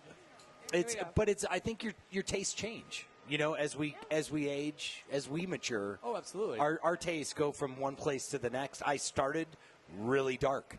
I was, early 90s, I was embracing the 90 shilling. And that was my beer of that choice. Was the beer back Oh, yeah, that was it. That's where I would go. Or like Molly Brown Ale from Rock Bottom and stuff like that. And as I've gotten older, it's totally funny because I've gone way, way light. So the Kolsch, that's my style these days. Or a Saison, a Kolsch, something. I'm a lighter lager, even kind of guy. Do you like a sour, too? You know, I do. I haven't embraced it as much. What I have been drinking, though, lately is true alcoholic kombuchas. Oh, sure. And I have found those are really, So modern of you. I know. My kids would be proud. Well, I got turned on to it, actually, at a Whole Foods out in California. I was just doing a trip out there for Thanksgiving, and I started they had an incredible selection of all these local California kombuchas with alcohol, and I thought, Boozy kombuchas, it's awesome. Yeah, I'll tell you, I drank a couple of them, and I was like, this is perfect. Oh, yeah. I was right on the right train that night. Forget about it. Yeah, it was like all the way around. Okay, but it's funny. But I like this. I do like a nice light beer. Will, what do you do with the seltzer thing that's going on now? Do you embrace it as a brewery? Where's your clear malt liquor world going? I think there's a market for it, for sure. 100%. Obviously, it's been kind of wildfire this year. But I think there's a place for it. It's interesting. You know, a lot of breweries are doing seltzer versions. I just don't want anyone to kind of sort of betray what they believe in just to make a buck, I guess. Of Sell a beer. Yeah. So, I mean, I'm not saying we're above it. We haven't done one yet. It would be kind of interesting to play around, with one and maybe put it in a barrel and add some extra flavor or something. Yeah. I heard the most interesting statistic last week, and I didn't hear it on the news like someone told me, but the biggest brand debut in the history of the world was White Claw. Oh, yeah. It beat the vapes, it beat the Red Bulls, it beat all that stuff. It was White Claw. Had the biggest impact on the market in the history of mankind. Yeah. And I think seriously? Well, and remember the two old guys from Bartles and James? Whatever happened to that?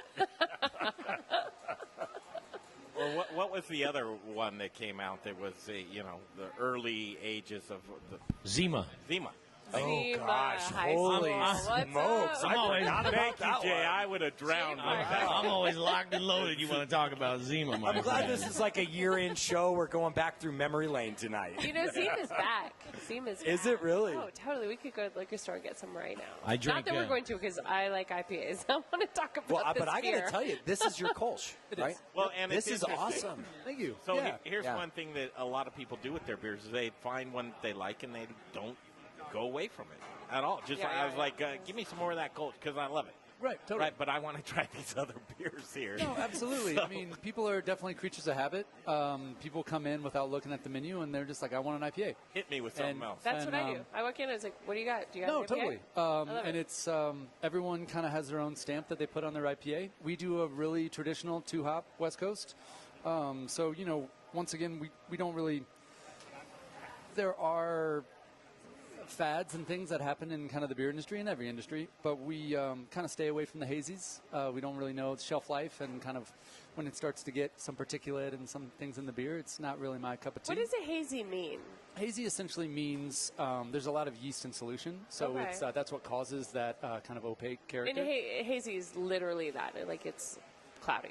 Exactly. Yeah. Exactly right. So obviously it started in New England and was a big deal, and it was people who kind of half filtered or not filtered at all any of their beers. And for my personal palate, I like more of a clean, just kind of drinking experience, I guess. I don't know how else to say it, but yeah. Well, why was there that race? It seemed like people were going with these IPAs, making them so. I guess they're calling for a break, but it's an interesting conversation because some people that like the IPAs, it's too much. I mean, to me, it's like you taste it, your mouth, it's like pucker. It's over the edge. And Carrie's not like, yeah, that's exactly what I like about it. I don't get any of that. Interesting. Okay. It tastes complex and cold and satisfying, and it's high in alcohol Brian usually. He's a super taster. Well, Brian is a super taster. Some things so really are overwhelming. I mean, I get it. It's a terrible affliction. Come on, it's not terrible. I know. I love it, but I hate being that guy. It tastes that's like soap, man. Yeah. No, that's a special cilantro person. That's not me. All right, I love cilantro. Let's break off. This is too cool because I'm having fun with this company. This is Banded Oak Brewing Company, right? Banded Oak. Yeah. Will and Brianna are here with us. We're going to continue. Keri Baird's going to stick around. We're going to get into some more barrel-aged stuff next. Are you listening to that feedback on there? I can hear it. You can hear that. Woo, it'll drive you crazy. That was 2 minutes ago. If you wondered what you said a minute ago, just be quiet. You can hear it now. So does that mean we can cuss and they're going to fix it? No, you can't. You cannot. But I have a feeling that Carrie Baird can say whatever she wants, especially on TME, the modern era. She did beat Bobby Flay. I mean, you know. Yeah, she did beat Bobby Flay. Yeah. Okay, we'll come back barrel aging. It's cool. Is it a fad, Brian, do you think? No. No. I think it's just the beginning. I think we're right at a new place because it's going on in many different methods in the alcohol production, in my opinion. See the segue? We're going to do some barrel-aged beers, and then we're going to go into some straight distilling with Golden Moon, and they'll be up in the 7:30 portion of the show. So we'll continue right here from Studio Kitchen, Colorado, off the Little Rich in the Little Rich corner, and we'll continue on the Modern Eater Show on iHeartRadio. Yeehaw! We're getting close. We're getting close. Hey, I got my tall friend Christopher here from Tonali's. Tonali's, Tony correct. and Allie. Yep. And he was mentioning something to me he wanted to bring up. Go ahead. Yeah, I just want to make sure that people really understand the difference and what makes this chicken so special. So I really want them to go to cooksventures.com. I want them to read about this chicken program and see why it's so different, the things that they're doing that other producers of poultry are not doing in the market, the first company in the country to do what they're doing. I want people to go to Bardo. I want them to order this chicken dish so they can see for themselves what is making this program such a success and why it's so different. Well, I'm going to have to get me some. You know, usually I don't even eat during the show. And look how good it looks over there already. It looks fantastic, and as fast as they broke it down, obviously it's a tender chicken. Right, obviously. And not only that, look at the crispy skin on it. Man, it's going to be something really good. Incredible. So I'm a restaurant. I want to get it. How do I get in touch with you? Tonali's Meats. We're at 38th and Dahlia, 303-940-8700, and we're on 38th and Dahlia. That phone number again? 303-940-8700. Awesome. We'll be right back. We have showrooms including Park Meadows. Hey, brewery and restaurant owners, listen up. Do you want to save 10 to 20% on your natural gas bill? Of course you do. Saving money is making money. Your savings is just a phone call away. Call Brian Rizzuto now, 720-245-5771. 720-245-5771. It's Encore Energy. Rocker Spirits. 30 seconds to live read. It's a place to hang. It's about quality. It's about taste. It's about passion. Infused with American spirit. Rocker whiskey, rocker rum, rocker vodka. Get ready for an original 15 to live read. Old Town Littleton. And if you get 10. some drinks, they've got the best food truck line in town. Open Thursdays, Fridays, Saturdays, and Sundays. 5 and in. Rockerspirits.com.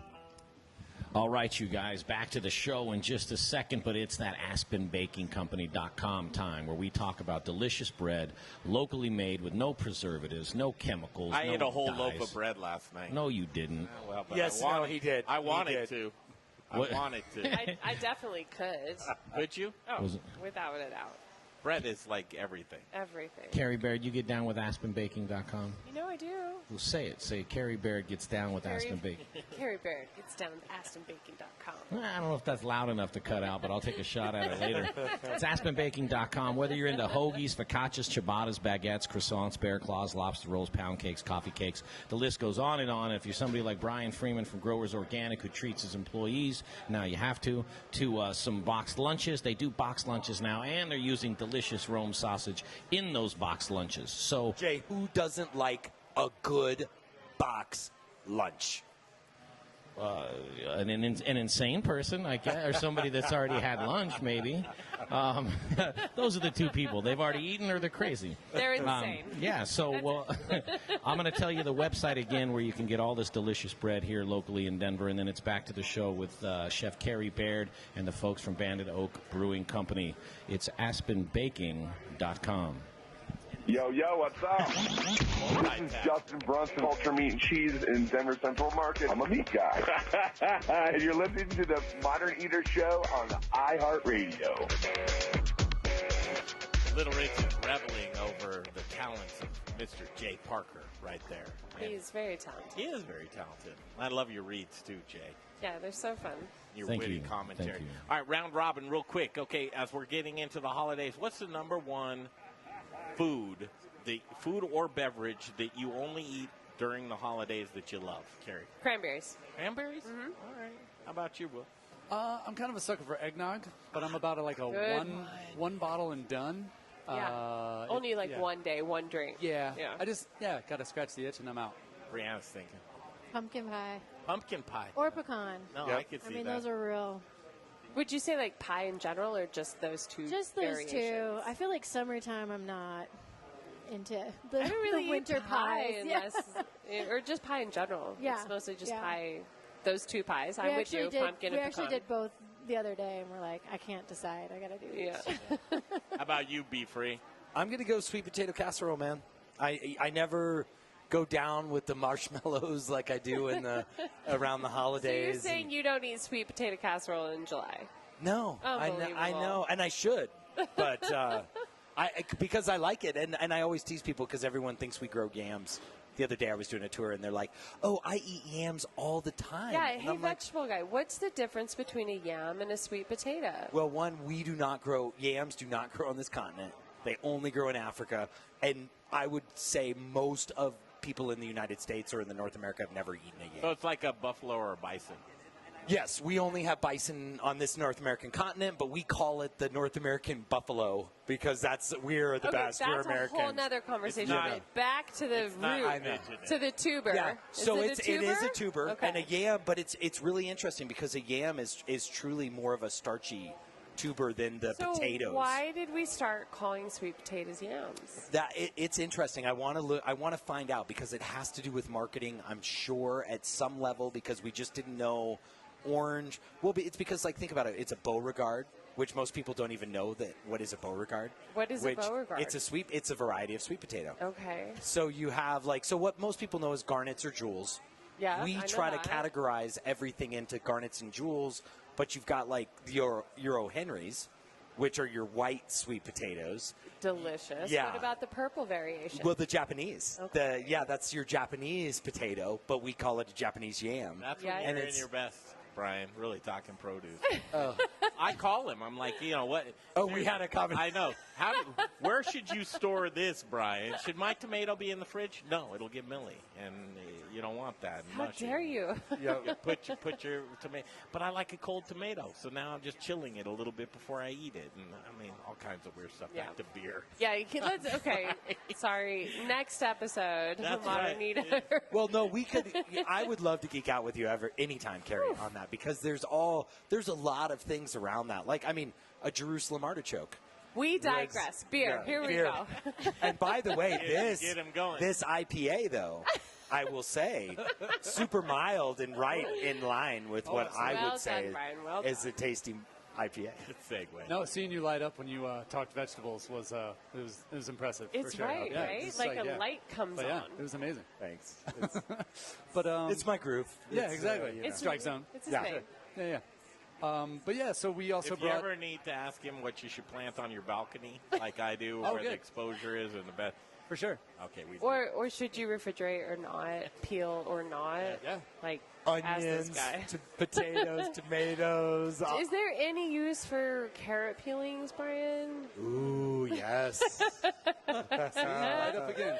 Amazing. I know, like he's amazing. And please, can we talk about your Of beer? course. Yeah, no worries. Barrel aging. All right, so I set it up before the break. Barrel aging, is that something that are you just showing off? I mean, no. No, I mean, so, to very much boil it down, wineries, distilleries, it's essentially waste after, use. So you either use it in beer or use it with furniture or decor. So there's not really a lot of uses for all these barrels that are being essentially thrown away after they're being used to make wine or beer or wine or whiskey. So we specifically do a lot of wine barreling, so mainly from California. Dumal is the name of the winery, so they do a French oak, and it's absolutely delicious. Can I get down on that? Oh, absolutely. I'd love to do that. I don't. Can I That's such have a fancy bottle. You want to pour out? I need a dump bucket. Need a dumper? All right, we got that. We got another glass here too. Oh yeah, we got extras for Brian's sure. coming. Here he comes. So, if the winery doesn't reuse, do wineries not reuse barrels? Like, is it a thing? Do they hit the landfill? I mean, I feel like there's so many barrel-aged things this day and age. Like, is there actually barrels that are hitting the landfill? Oh, I don't know about landfill. and you as the secondary consumer, do you have to pay for them? And is it expensive? You have to pay for them, absolutely. It's not overly expensive. I mean, it's definitely a cost. The freight might get you. What's that? The freight might get you. The freight, yeah. Right, because you have to get it here. I mean, like, are there Colorado wineries? Like, there are. Come on, these guys are hyper local. They know the peeps. We get you some fucking. We can introduce you. We can introduce you. That back There's a Don. dump right Don, there. hit There's that, Don, please. Go ahead. No, so me personally, my family's been associated with a wine label in California, and that was the Connect originally. Just getting really well-used barrels that are good quality, all that kind of stuff. Just like in cooking, it's all about the ingredients you use to kind of make what you make. And so with this, we did a little bit of Pinot. We have dabbled in some Chardonnay. It's not a ton of flavor that imparts, but the three kind of best varietals for us would be Pinot, Cabernet, and Syrah. So all red? Mostly all red. Well, and you can, I will tell you, the moment the nose of this, I haven't tasted it yet, but it threw me like left field. Oh, good. Because I'm thinking wine. When the nose on this is just way different than I'm sure what it tastes like. And it's a sipper, too. But is it? Yeah, fireside sipper. Yeah, I mean, it's a little under 8% ABV. So, or actually, this is 8.6. I'm losing my mind. So the original Belgian Blonde is a little under, so it actually imparts a little bit more alcohol. Just kind of the wine that's soaked in the staves. And tell us, what was this again? This is the Belgian Blonde. This is the blonde. Mm-hmm. And look at this, folks. It's definitely more rosy for sure. Yeah. And that's from the wine barrel, right? It I would is. imagine, Absolutely. right? The coloration. Absolutely. All this is available in your tasting room? Mm-hmm. Yeah, we actually just released our bottles today. Yep. So we, Congratulations. So Thank you. get yours for the holidays. Yeah, Merry so Christmas. we don't bottle a ton. We bottle probably 4 or 5 times a year. We do tiny little batches of maybe 10, 15 cases. So we're teeny tiny. So another kind of throwback to wine is we do 750s bottles instead of something a little. It's just a little more. Feels like more of an event, and you can kind of pair it with food and Can enjoy you buy it that way. off premise?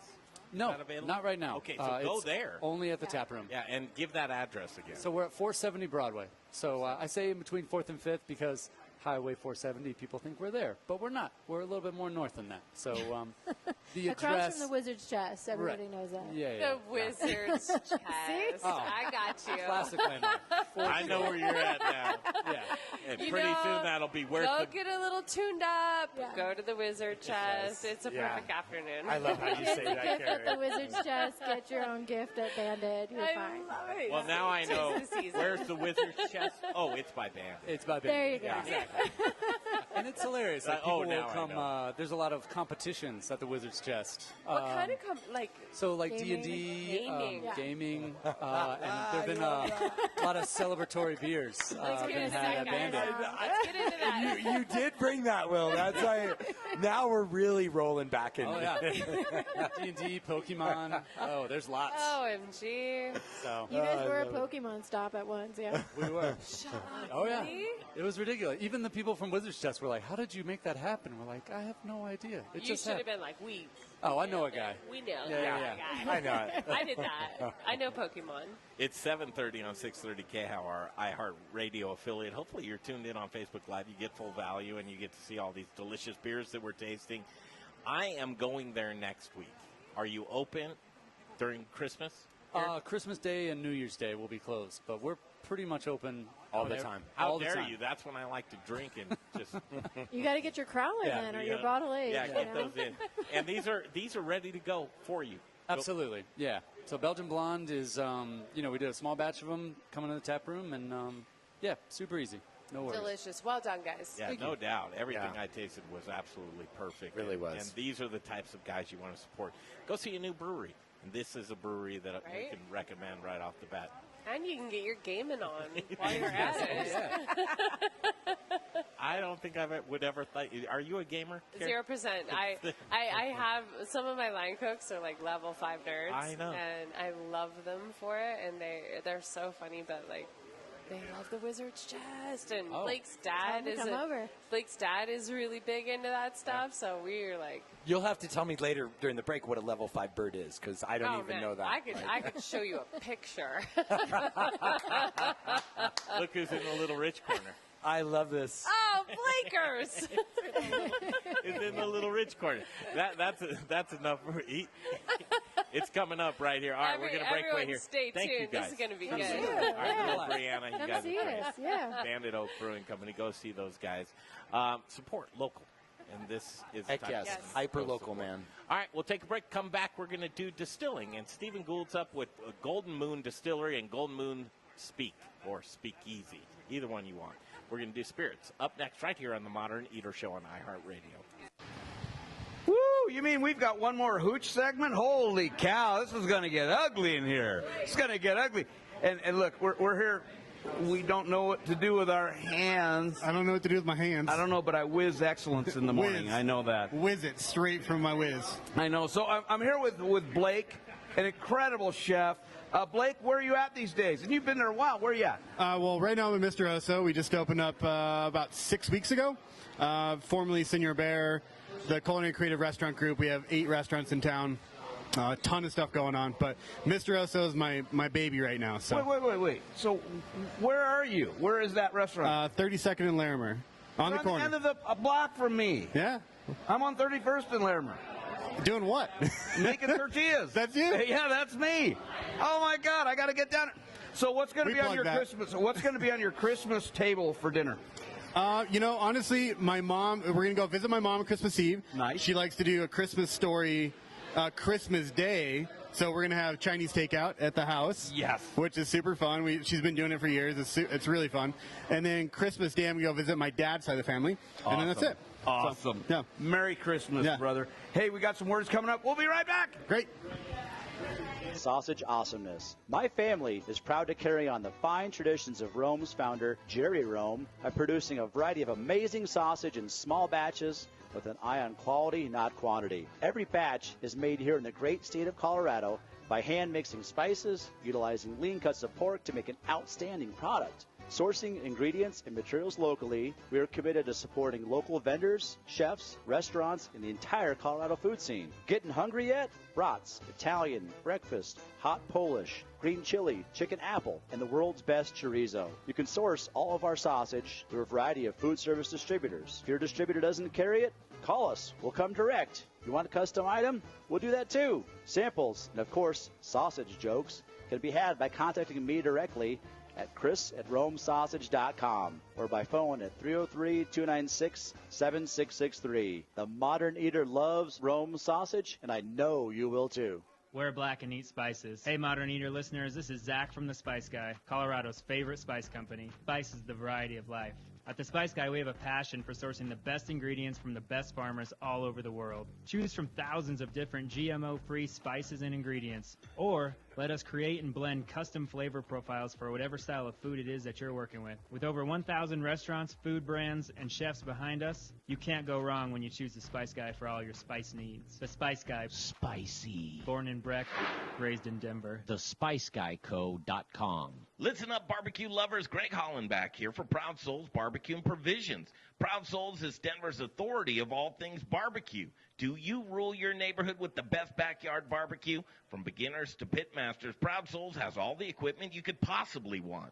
A variety of wood, pellet, and charcoal grills and smokers. Award-winning pit masters and owners of Proud Souls, Dan and Tony, have a passion for barbecue, and it shows. Located on 25th and Federal, Proud Souls retail store is bursting at the seams with your barbecuing essentials, the Spice Guy spices, and superior flavored fuels for your pit like hickory, mesquite, mesquite, oak, pecan, cherry, apple, peach, maple, grape, and a variety of blends. Hit their website, ProudSoulsBBQ.com, for delicious hands-on barbecue classes and get information on current promotions and deals. For the best in barbecue, locally owned and operated on 25th and Federal, there are guys. Proud Souls Barbecue and Provisions. That's ProudSoulsBBQ.com. Hi, this is Lori Midson. I'm a food hack, a food writer.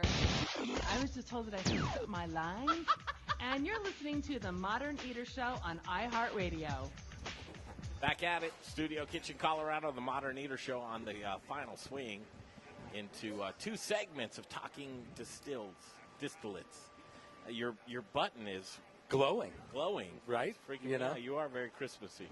Trying. Went down to downtown. I get everyone get out of the house this weekend.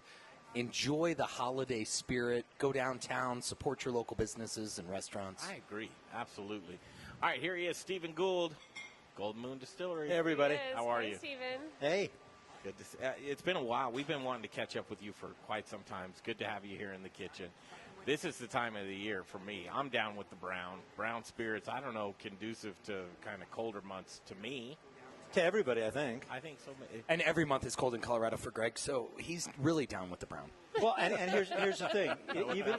Even if it's warm, you make yourself a whiskey highball. It's a great summer drink. Yeah. And in the winter, you go a little heavier cocktail. We're going to play around here in a little bit with a little rye whiskey and make a Boulevardier with a little bitters and stir it and drink it. So. I love that you're using that bitters, by the way. We have a few Hearth and Dram. Shout out to those folks who are making some great bitters locally, but no one like that man right there. Big winemaker, switched into alcohol. That right there is probably one of the best bitters, in my opinion, on the market. If you're drinking stuff like Contrado or the other red, it's just red dye number 7, right? Well, that's not. No, this is all natural. Yep. He's a casual acquaintance. I wouldn't say we're friends. I love everything the man does. I'd like to say the same thing about the Koki Vermouth. Roberto Bava is a friend. He makes beautiful wines as well. They both have very similar outlooks on life, and their products are wonderful to use in cocktails any chance I get. Maybe I should just I'm excited. With that. Brian likes to get right into it. And I like to set the stage. It drives me crazy. I watch the film on There's the so next many jokes right now that I'm going to hold back. Like, see how you are. He likes to jump right into it. Keep on, gentlemen. And we love it. Carrie, how would you start this interview out, meeting Stephen for the first time? Well, Stephen, hi. Hi. It's so nice to meet you. It's a pleasure to meet you as Please know that I drink rye. I drink ryes. That's what I like. And so, what do you got for me? So we do 2 lines of whiskey at Golden Moon. So we do our single malts, which are grain to glass, which is what this product is at Golden Moon. All the malt that we use is malted at Golden Malting, which is a wholly owned subsidiary of Molson Coors. So the malt house is right down the street. But then the second line of whiskeys we do are our Gunfighter line. And we work with a variety of distilleries in Tennessee and Kentucky. Mm-hmm. We bring in bourbons and ryes, and then typically we'll do something with them. So the rye whiskey we have here is 100 proof. Which one is it? This is the Gunfighter rye right here in the middle. Gunfighter. What a good name. You ready to go, Carrie? I'm sorry, that's the 13. Gunfighter rye. Oh, this one. Okay. This one. So this is 100 proof rye. It's made by our friends at OZ Tyler in Owensboro, Kentucky. We bring the spirit into Golden Moon. We put it in used California port-style wine casks, and we do a secondary finish, typically about 6 months. Okay. The barrels. Is that pretty standard? The age? This is more what someone in Scotland might do to finish a Scotch whiskey in a sherry or a port cask. Mm-hmm. So we're doing the same thing, but we're doing it with American whiskeys, and we're really making the whiskey our own. Yeah. So the reason we originally developed the Gunfighter line was solely to flesh out the cocktail program at Golden Moon Speakeasy. Cool. Everybody's making bourbons, everybody's making ryes. I've made them for other people. Yeah. We needed something that we would finish that would be our own for the cocktail program. Cool. Well, here we are 5, almost 6 years after Gunfighter was created. And why Gunfighter? Can you tell us about your name? Oh, you already heard this story, didn't you? No. Okay, so I wanted something that honored the Wild West. I mean, we're in the Wild West. I always liked cowboy movies and westerns when I was little. Shootout. My father was a filmmaker. A lot of my family friends were actually in westerns. My uncle was a regular on Gunsmoke.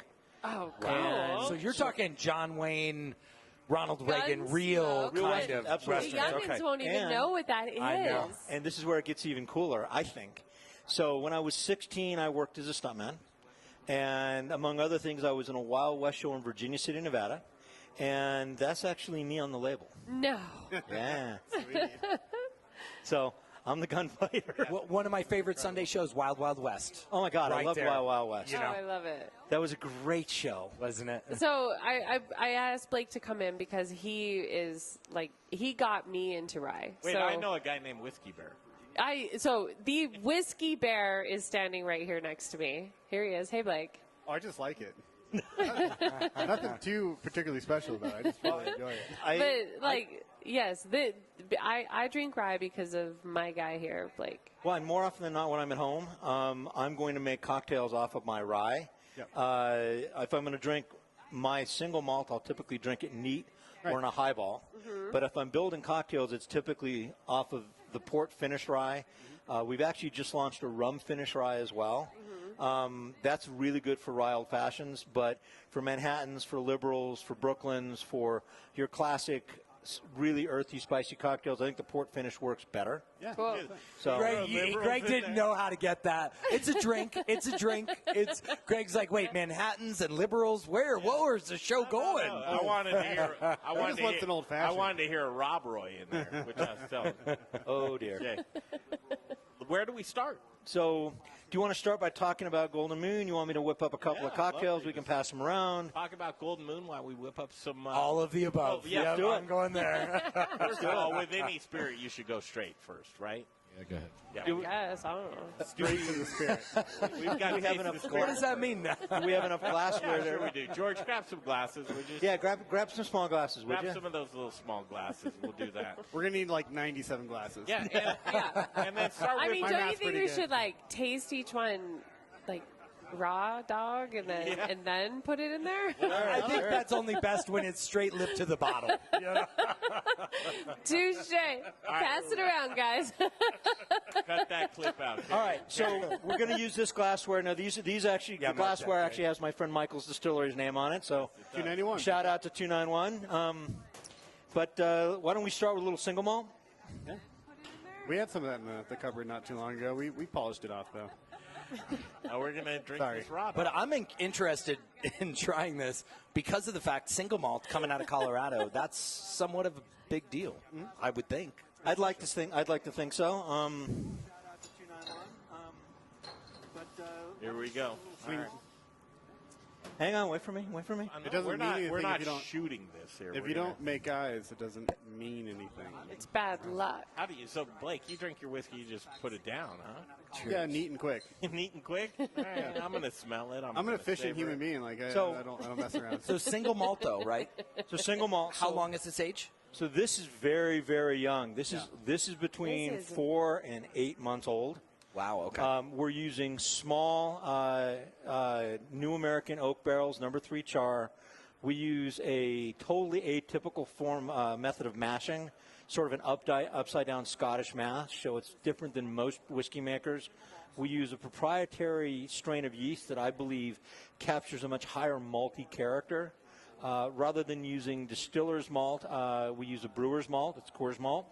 And what we end up with is a very approachable, really, I'm very biased, but it's a wonderful whiskey. We actually took with Principium, this one, which we've just launched. We took a gold medal this year at the World Spirits Competition in San Francisco. Oh, congratulations.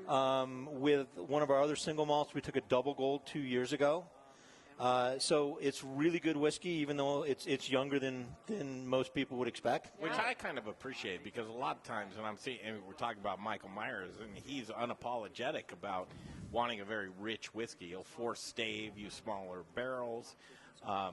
Michael makes beautiful whiskey. I mean, his absence stave bourbon is amazing. His rye is amazing. He is a quality whiskey maker, and we're proud to have them in Colorado. I like the color, the flavor, the taste, the nose. It's all good on It's that. got a really It's rocking. peaty. Peaty, is that an Are you going with acceptable peaty word? on that one? I wouldn't go peaty with it. Really? Yeah. I'd go malty. Okay. Well, I'm getting a sweeter. I'm getting a everybody's sweeter palate's side Maybe than I'm the just a little earthy. bit more hypersensitive, No, everybody's- tuned in than you guys are. Everybody's palate's a little different. Well, as a woman, as the only woman at the table, I would I'm sure. totally I'm say sure I Carrie. just have a deeper connection. To You it are than way. guys I do. would totally agree with that. I would totally agree. All right, let's break off, come back for the Booze and the News segment. I think, Blake, you're going to make some cocktails here? Along with Steve? He's ready. Are you going to make some cocktails? Can we time him? We're going to make them together. Yeah, we're going to make them together. All right, cocktail time up next. All right, we got some big cubes. We got some ice. We got some garnish. We got to stir. We got to stir. We can measure it. We can measure it. We're done. And we got a house party. Doctor, we have the tools. Okay, Little Rich, you're locked and loaded. Who are you with over there in the Little Rich corner? He's all by himself. Little Rich in the Little Rich corner. Carrie Baird fell in love with the Little Rich I love it. Do you want me to come? Here we go. Final segment coming up next. We'll break away, come back. Booze in the News is next right here on the Modern Eater Show on iHeartRadio. Thanks. So we're in the final approach. We're putting the seat backs up, the tray tables up. Thanks thank you for coming. This is incredible. It's so fun. Thanks for having me. Yeah, we got to have you back more often. This twice a year is not enough. Saturday nights are hard for work and Jeff. Yes. However, it's fun, and I promise to make more time. Awesome. Well, I tell you, I want to spend a few seconds, maybe 30 seconds, thanking everyone for, Merry Christmas, thanking them, thanking our sponsors. We've got our walls of sponsors that have obviously shown their commitment to making the industry better. All of these, I feel like a little Vanna White. You have such a huge list. It's getting there, but I want to thank our sponsors. I want to thank the 700, we've had 700 plus people come visit the kitchen this year. I love it. And this kitchen is just getting better by the day. It really is. And most importantly, I want to thank our viewers. You guys make it all possible. And thank you so much. Come down, keep watching, come down. If you're a chef, you want to come on, come do it. Huh? Let's do it. This is kind of fun. Hurry up. It's super fun. We'll be right back. Colorado chefs, Brian Freeman with Growers Organic and the Modern Eater Talk Show. Do you care about where your food comes from? I do. Do you want loyalty from customers who care about that as well? I can help by providing top quality organic produce with reliable delivery, knowledgeable sales team who genuinely care about how food is grown, transported, and served. Chefs, Growers Organic will ensure you have excellent ingredients for your next James Beard dinner, your nightly specials, or your regular menu items. Join the organic revolution and go organic with Growers Organic. Look us up online at growersorganic.com. Hey, chef friends, it's Little Rich here from Raquelitas Tortillas. Raquelitas, known for hyper-local, innovative, and healthy tortillas and chips, served by Colorado's top chefs, and that's why we only use Colorado Mills sunflower oil. If you, too, want to serve the healthiest, most vibrant-tasting foods, you must use Colorado Mills. Colorado Mills is hyper-local, Colorado-grown, cold-pressed in Lamar, Colorado. Whether you bake, fry, or saute, get your Colorado Mills today. Available through Shamrock, Growers Organic, and Dawn Foods. For the best oil in the business, use Colorado Mills. Okay, back to the show in just a minute. Right now, Jeff Rourke and A+ Beverage Solutions. Beer, it's important, but it's important that it tastes like the brewer wanted it to taste. If you're pouring beer in a shoddy tap system, the glycol's off, temperature's off. I've seen places where you pour the beer, they're pouring it into a pitcher because there's so much foam, and then they pour it in a glass, the temperature's off. I can't even believe they'll serve it. I just saw it the other day, and it is a sin. It is. And don't you think often they just put it in the pitcher and then pour it right down the drain? Yeah. What's the point of that? No, because that's exactly what we're talking about, efficiency. If you're pouring inefficient beer, what are you doing, boys? You're pouring your money down the drain. That's dirty. That is well dirty. done. Is that a catchphrase? We need to pour efficient beer and start the revolution with Jeff Rourke and A+ Beverage Solutions. He's going to make sure you got the custom tap lines of your dreams, or he's going to come in and do the maintenance that you so desperately need. Jeff Rourke and A+ Beverage Solutions, family owned and operated. These are the guys that you want to go to. His cell phone number, Brian, you got a pen? Give me 1 second. 720-272-3809. Say it again. 720-272-3809 for the best in the business when it comes to tap lines and tap solutions. It's Jeff Rourke and A+ Beverage Solutions. Now it's time for the Modern Eaters Booze in the News segment. I like my beer cold, my meat grilled, and my entertainment explosive. All we need is a chair and a cooler beer. Here's your booze news. I got to clear the deck for Booze in the News. All the booze news you can use right here on the Modern Eater Show on iHeartRadio. Continuing on with Stephen Gould. Here it is. Well, wait. Before we do, I got to tell you that single malt, Stephen, tasted that during the break. Right here, man. Even though it was young, it was still way up here. To me, that would be an everyday. I mean, I hate to say that. You know, we just proves that I'm an alcoholic, but it's okay. I called it Just don't tell your mom. Before 5, Brian? Or Yeah, you know, I have to. There's days, you know. I think if it's after 11, you're okay. To me, that's an every morning. Morning's different to a lot of people, you know. All right, Golden Moon, let's continue. We're going to make some cocktails. Carrie Baird, Blake Edmunds here with us, Stephen Gould. We talked about what we thought we wanted to make, and we all agreed it needs to be a rye whiskey cocktail. One of my favorite rye whiskey cocktails, one of their favorite rye whiskey cocktails, is the Boulevardier. So the Boulevardier is basically a whiskey Negroni. So a Negroni, as most people know, is equal parts of sweet vermouth, a red bitters like Contratto or that other one, and gin. A Boulevardier is the same exact cocktail, except it's equal parts of... Where is it on the tree? Can you tell me where it is? Oh, dear. He's got the compartment. Yeah, we'll cover that. Or did you unbutton it slow? Because I wasn't looking at you. That's funny. That's funny. They make a great product. Not throwing darts at anybody. They make a great product. What are you doing to me right now? So focus. Well, but I think this is interesting, folks, because I'll tell you, I don't back up. drink that vermouth. Usually I put it in a glass and throw it out. So, right, Carrie. Vermouth is an amazing substance. All vermouths are different, so you really need to be selective about what vermouth you're using for what cocktail. You know, every one of these is made differently, and any sweet vermouth will work for either a Negroni or a Boulevardier. But really, the individual person, the bartender, whoever's making the drink, needs to take some time, taste the different vermouths, experiment, because they're different. It's balanced. It's What's the difference between a sweet and a dry vermouth? So it's really, really basic. A sweet vermouth is typically red or brown. It's going to be very complex as far as its botanical makeup. It's almost to the point where it's an Amaro, but not quite. And that's a sweet. Where a dry vermouth is going to be much more one-dimensional. What is vermouth made of? Like, what's the base? So the base is wine. Because it does have alcohol in it. It does have alcohol. Typically, a vermouth is going to be about 16%, some as high as 22, 23%. Okay. And it's an aromatized wine. So it's a wine that is made with botanicals. Okay. And historically, they were medicine. So what you're doing with this type of vermouth, and this is the style that comes from the area around Torino in Italy. God, making a mess. Look at you. Geez. Well, he took it down like a chicken, man. So most Americans are like familiar 2 with years. dry vermouth, and dry vermouth, it's got a place. It's very good with vodka or gin. I would never use it with whiskey. If you're going to make a whiskey cocktail, you're going to want something that's going to stand up to the heavy brown spirit, and it's going to accentuate it. And so your sweeter vermouths, even some things that are vermouth-like that aren't vermouth, such as Punta Mess or some of your Amaros can And be I'm used. sorry to interrupt you real quick, but Blake, what are you doing with the rind here? You're like twisting it. Giving that some zest. There's a lot of essential oils in the Rhine. That's And where all the what do you, aromatics. tell me what you're doing when you. I'm squeezing the aromatics into the glass and rubbing it on the rim. Because you want that flavor of the orange. You want it on your lips. Yeah, well, and people wouldn't even know that he's actually getting a true oil out of that orange I mean, every I'm time. all the way over here and I can smell it. Yeah. So that's what you're doing. So how did you get the orange in that form? And you don't want me to give this back, right? There's no takebacks. No takebacks. It's GF, Brian. You're good.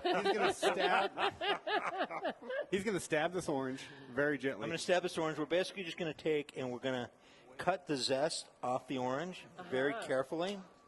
And then what we're going to take is we want to squeeze it to express the oils, squeeze the oils out, okay? and then just put a little bit of that oil around and down the side of the glass so that when the person drinking the cocktail is drinking the cocktail, they get a little bit of the oil on their fingers, and they can smell it, and it triggers the smell receptors. Yeah. It's almost a little sexual. You just twist it. I'm getting a little turned on. I don't know. It's sensual. And do you Brian Freeman, ladies and gentlemen. taking it from Peach? So we got cocktails in front of us. I think we need to be drinking cocktails. Yes. When you're peeling the orange back, do you think about the rind because it's so bitter? Well, So are you trying to go as thin as possible, or are you like all in? To a degree. I don't want a whole lot of the pith because the pith can be bitter, but you're going to get a little bit of pith. But as you can see, when I've tried to slice this, I've left a lot of the pith behind. You don't want to go too deep. You certainly don't want to get into the pulp. So you're shooting for just orange. I'm shooting for just orange. But I'm shooting for true zest. when you get the whites, it's okay too. There's a little white is okay, but you really don't want to the just dirty laundry. The whites. The white. Blake, when do you know when you want to put a little bit of fire onto that zest, though? Yes. Wait. What's that? Yeah, I see people spark it. Different cocktails, when you want a little bit of that burnt, citrus zest, essential oil in there, you want to burn it. But like this is clean, it's simple. It's based off the Americano. Like they substituted the gin for the soda water, so it's it's a little higher proof, a little more alcohol, but it's like they want that clean finish. Explain what Americano is. You brought it up. Explain what that cocktail is. Campari, gin, and soda water. Correct? No, Campari, vermouth, and soda water. Vermouth and soda water, not gin. They substituted the gin to make the Negroni. Exactly. There you go. Do you need my shirt for a reference? Pop the top, Greg. There are some basic white hairs popping in here. I can't read that far. Oh, my God. Fun stuff, man. And truly, this distillery, you've been on our radar for a long time. You're very held in high esteem in this distilling community. Thank you very much. Yeah, we got to get you back here, Stephen, because I was very impressed with what you did tonight, so thank you. It was my pleasure. Love to come back anytime. If you guys ever want to come out to the distillery or to the speakeasy or both, we'd love to have you out And tell us where it is, please. So the distillery is at 412 Violet Street in Golden, Colorado, right off of Colfax. We're open for tours 5 days a week. Call ahead or go online and make a reservation, please. And then our speakeasy, which is a cocktail lounge, is open 7 days a week from 4 p.m. till close, which is either 10 or 12. We will be open after midnight on New Year's. And we have live music 3 to 4 nights a week, 60-plus cocktails on the menu. Every single drop of alcohol we sell, we produce at Golden Moon. Nice.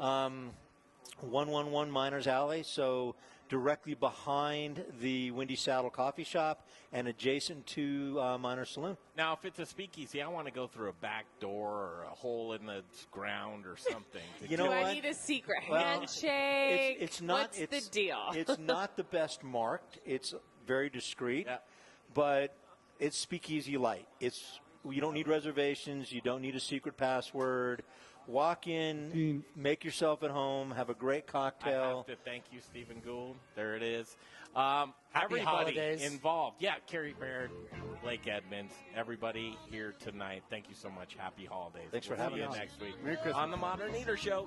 Bye, guys. Bye. Thanks. Bye.